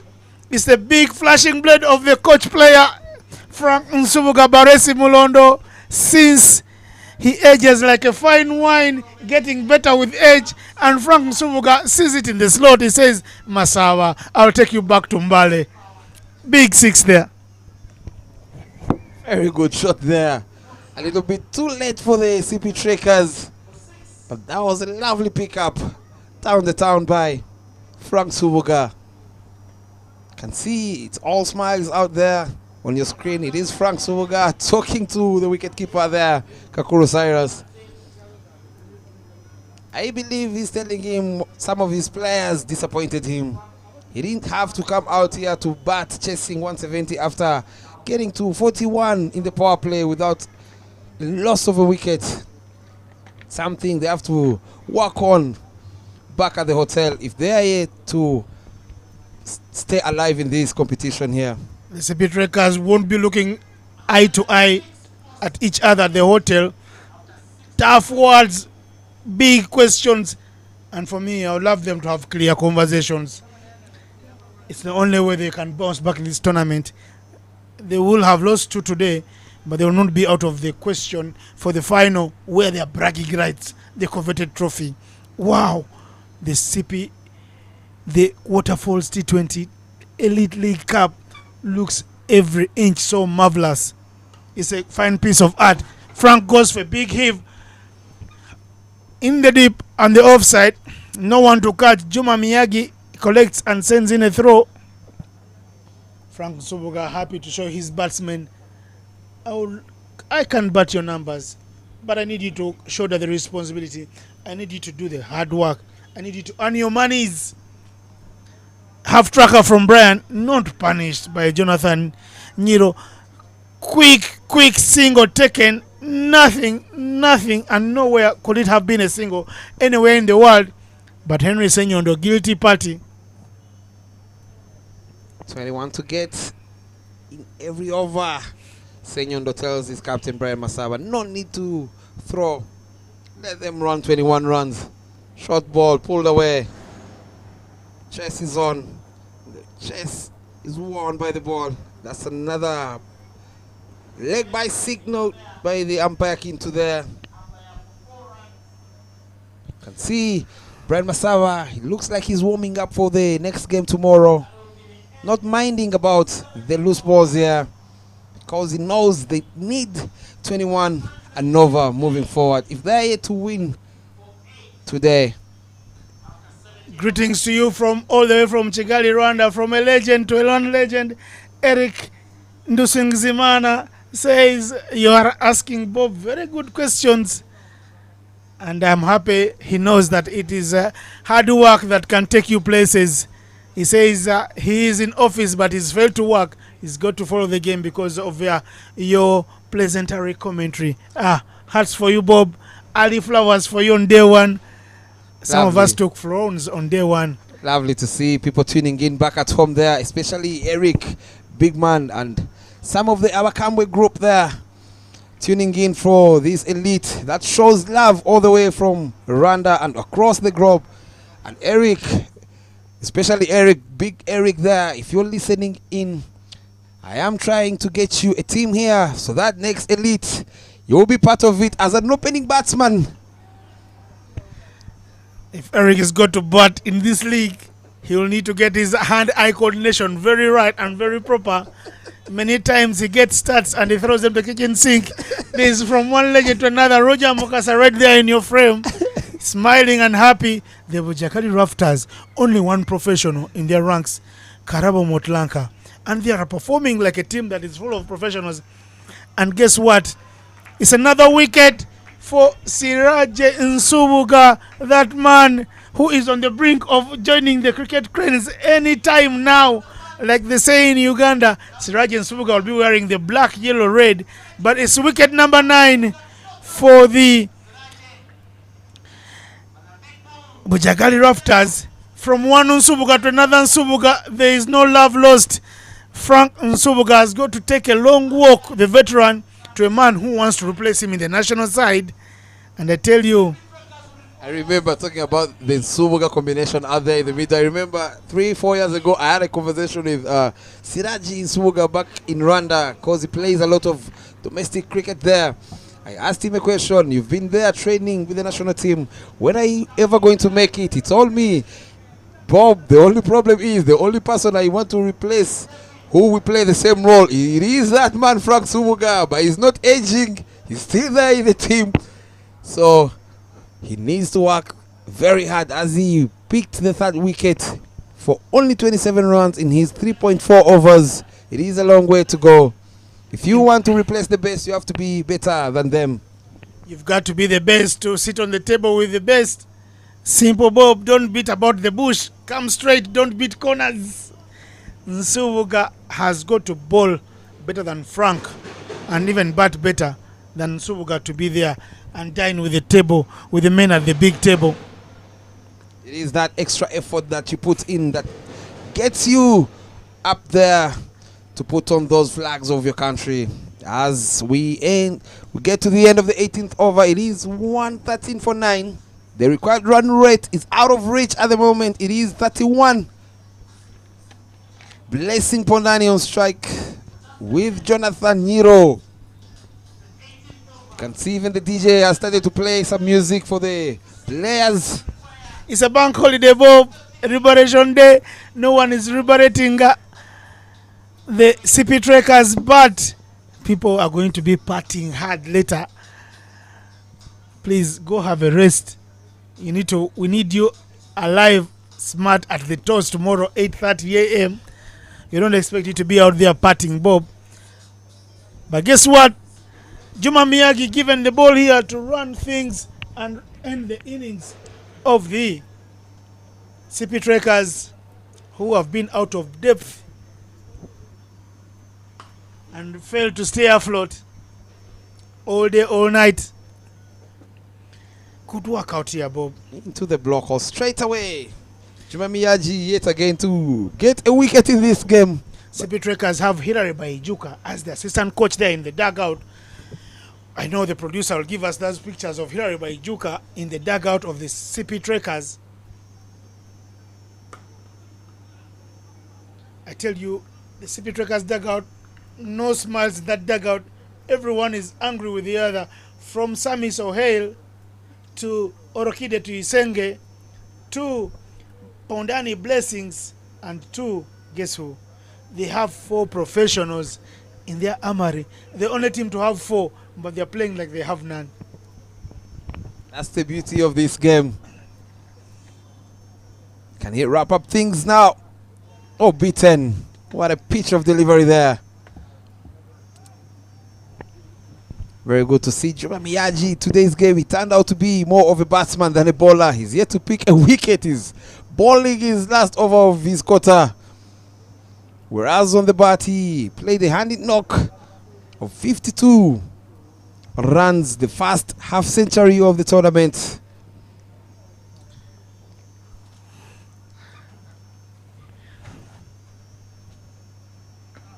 In the block hole from Juma Miyagi, Jonathan Niro, the under-19 international, he's knocking on the doors to play for the baby cricket cranes. They will be in Tanzania. Bob, I hope to see you there, and I'm hoping I will be there. Dennis too is hoping beyond hope that he will be there. Hopefully we can all be there and be able to be the voices of these beautiful tournaments that ACE is bringing up. Because Jonathan Niro facing Juma Miyagi and playing the yoker like as if he's playing a spinner is good stuff, Bob. Absolutely, very good stuff there. As we are yet to wrap up things here, short ball down the leg side, wide signaled by King to the umpire. He's doing too much there. Juma Miyagi is not happy with himself.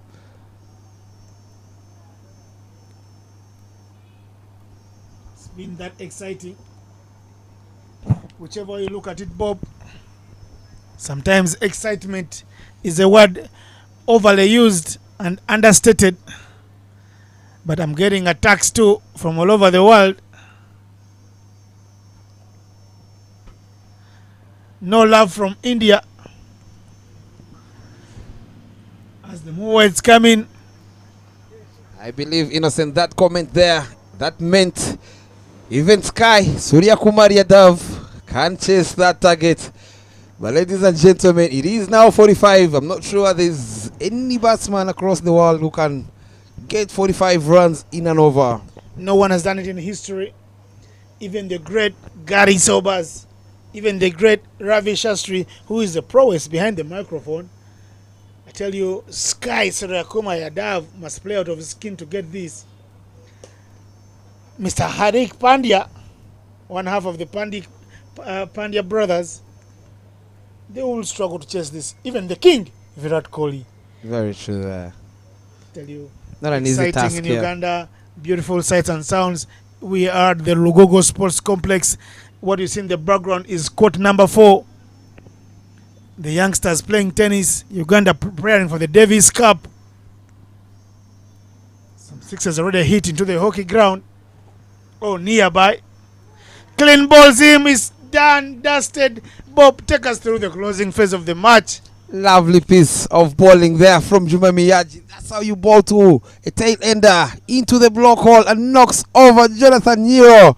It took a little bit of time to ball that delivery, but he gets it spot on into the block hole. And that's the end of the game today. It is Bujjagali Rafters beating Sipi Trekkers by 66 runs.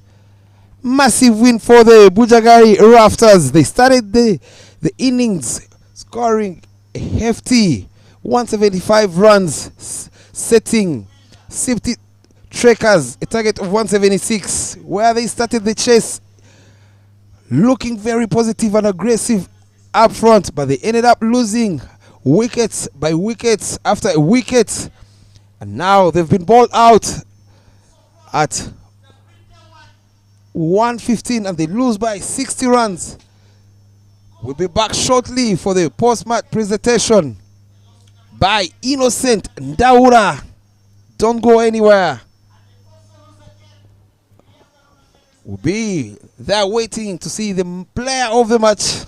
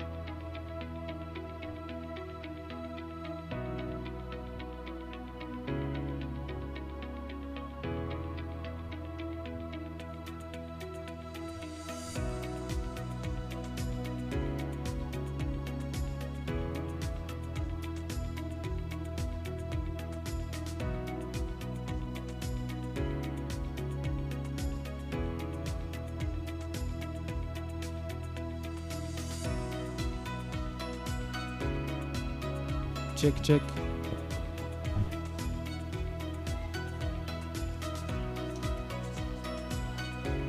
David, are you getting me? Video and audio.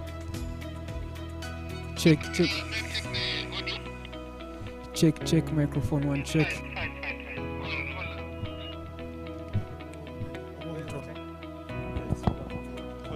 Mic check 1 2. Am I okay? Mic check.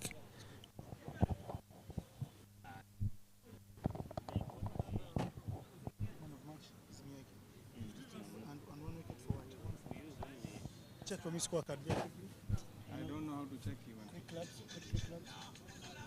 Just go on the group. Go to the links. You already throw me from out the group. How can I go in the group, my brother? You threw you out. Yeah, you media throw me. You're abusing people, eh?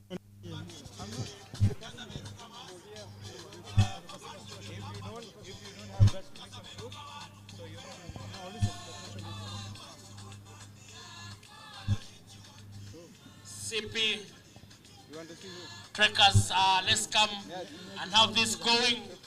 The Man of Match Awards.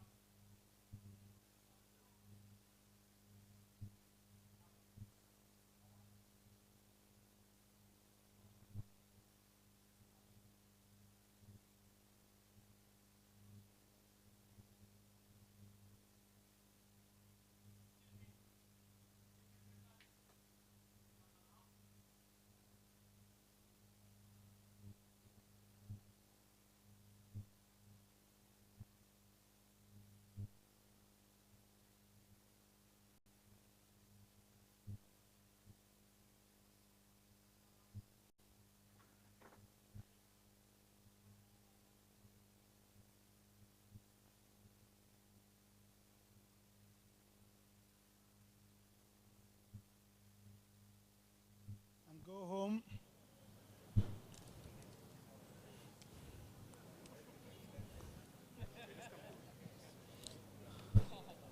Come closer, Brian. Brian, come closer. Don't be shy.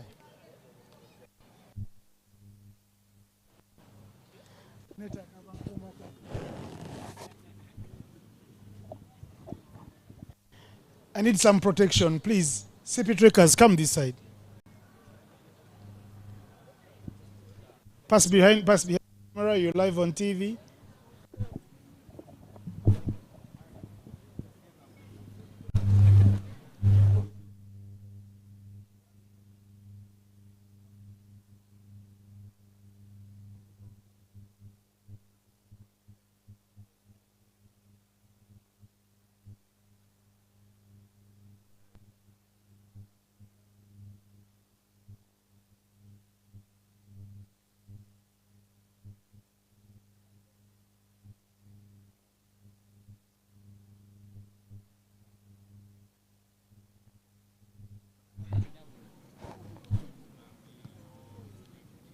Ladies and gentlemen, welcome to the post-match presentation. This is match day number 1, match number 2. The game was between Sipi Trekkers and the Bujjagali Rafters. Of course, the Sipi Trekkers playing their double-header day, second match for them on the day against the Bujjagali Rafters, who playing their first match, first things first. Unfortunately, cricket is like gambling, only one winner at the end of the day. Losing captain, Kenneth Waiswa, come through. Kenneth Waiswa, before we start the interview, one of our sponsors says he would like to see a smile on your face. And what does he do? He says he will give you 4 movie tickets from Century Cinemax. The movie tickets are not yours, but are for you to pick out fans in the crowd you'll love to give these tickets to. Kenneth Waiswa.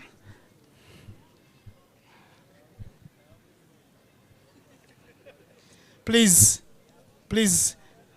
The microphones are yours. You can see the fans. You know some of their names. 1 ticket, 1 man, 1 person. So you give one winner 2 tickets and another winner 2 tickets so they can take their friends to watch. The blockbusters, Wakanda Forever 2 is out and showing in Naria, showing at Acacia Mall, and showing downtown in Makerere. So please. Ampumza, happy. Happy, please come down for an award. Go take a friend. Come through quickly, please, if you've been selected a second on a live TV costs a fortune. So please, if your name is mentioned.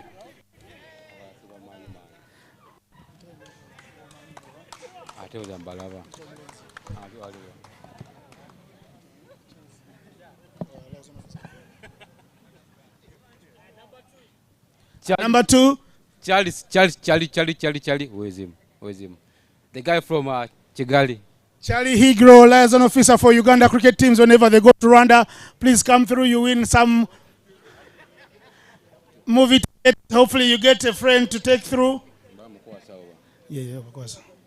Happy, enjoy. Please come. Kenny, please come. Charlie, please just stay in the picture. Stay in the picture. Hand over to both. Please, all of you, the tickets and show them to the world, to the camera with your handing over the tickets. Charlie Higro, all the way from Rwanda to support cricket and Africa, as well as Happy Ampumuza. Well done, guys. Are you happy, the photographers? Thank you. Kenneth Waiswa, you are the first franchise to lose your double-header day. All the other teams, even the women edition, have been able to win on their double-header day. What didn't happen for you? From the start, I think we bowled very well, getting 2 wickets early. That put us in the driving seat. But then, after dropping catches, I thought we had them, but then the missed chances cost us in the end. Talking about the mixed chances, Bujjagali Rafters, only 1 pro in their ranks, but you guys, not 1 but 4, but you're playing a team without a pro. How do you realize that you need to smell the coffee and wake up from this situation and even play better in the next matches? Because tomorrow, you are playing Itanda Kayakas in the evening. For me, I think guys have to put their hands up, and tell us that I'm the guy for the day, which hasn't happened today with the bat. I think we bowled very well. The bowlers came back strong. So maybe going forward, we need to go back and reflect on our game, mostly our fielding, because we dropped Juma and then scored a 50. Maybe from 140 to 170, different mindset in the approach as well. So I think we as a team, we need to go back and reflect more. You only mentioned about dropping Juma, but here today, you also dropped Roger Mukasa with single-digit scores. He could have been on 0. What are the positives too? People can go on and mention all the negatives, but what are the positives too you can pick from this defeat today that you take into the next matches? Yeah, I think the bowlers bowled well. As I said, we bowled the Yorkers very well, the Cutters as well very well. For me, I can't see the positives from these games. Just our mentality is still poor as a team, so we need to go back and work on that. Honest talk from Kenneth Waiswa. Wish you the very best tomorrow. You play 1 match, you're not closed out. Everyone is thinking, including the captain of the women's team, Janet Mbabas, that you guys can rise from the ruins of losing today and win the men's edition as well. Good luck to you, Kenneth. Time for the winning captain, Brian Mark Masaba. Please come through.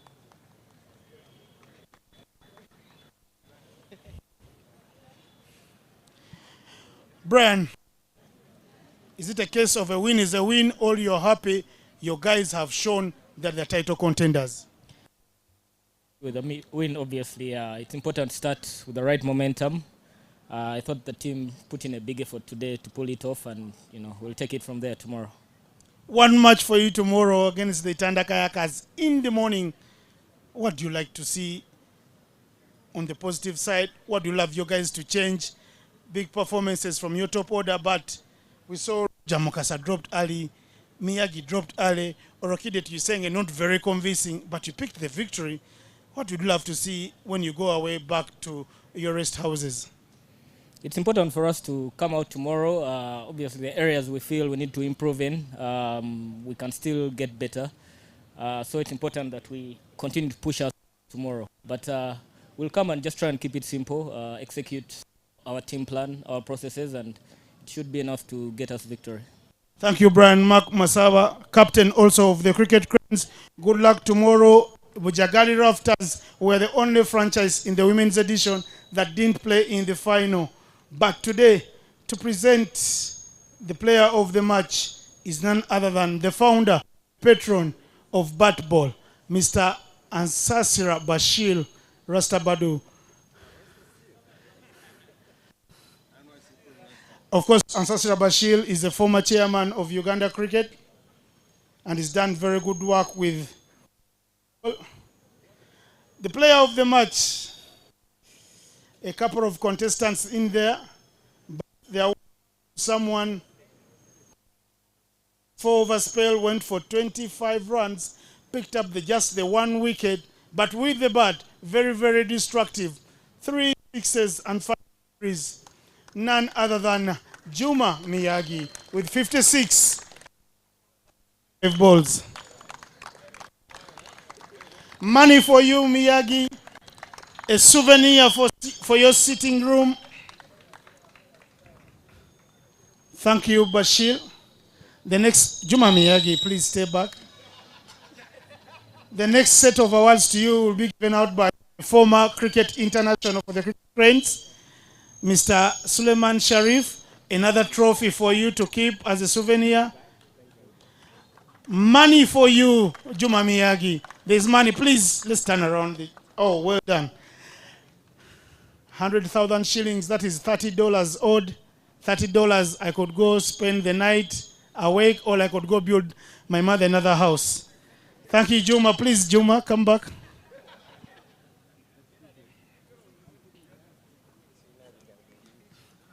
Well played, Juma. Tell us about the Bujjagali Rafters.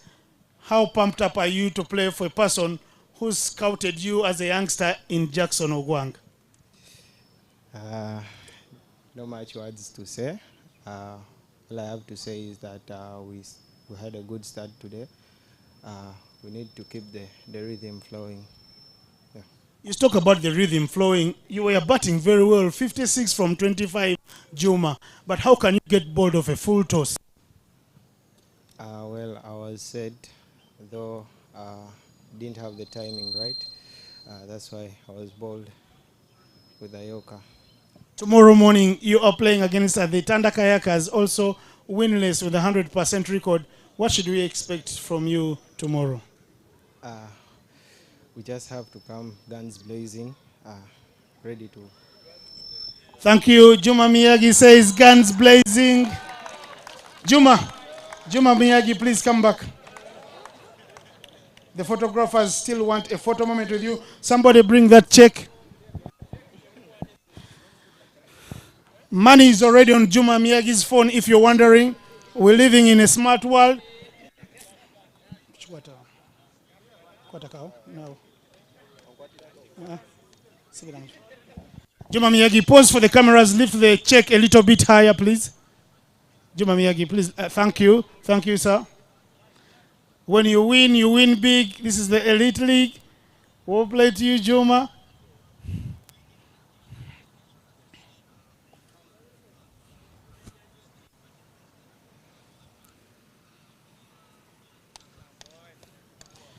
Round of applause.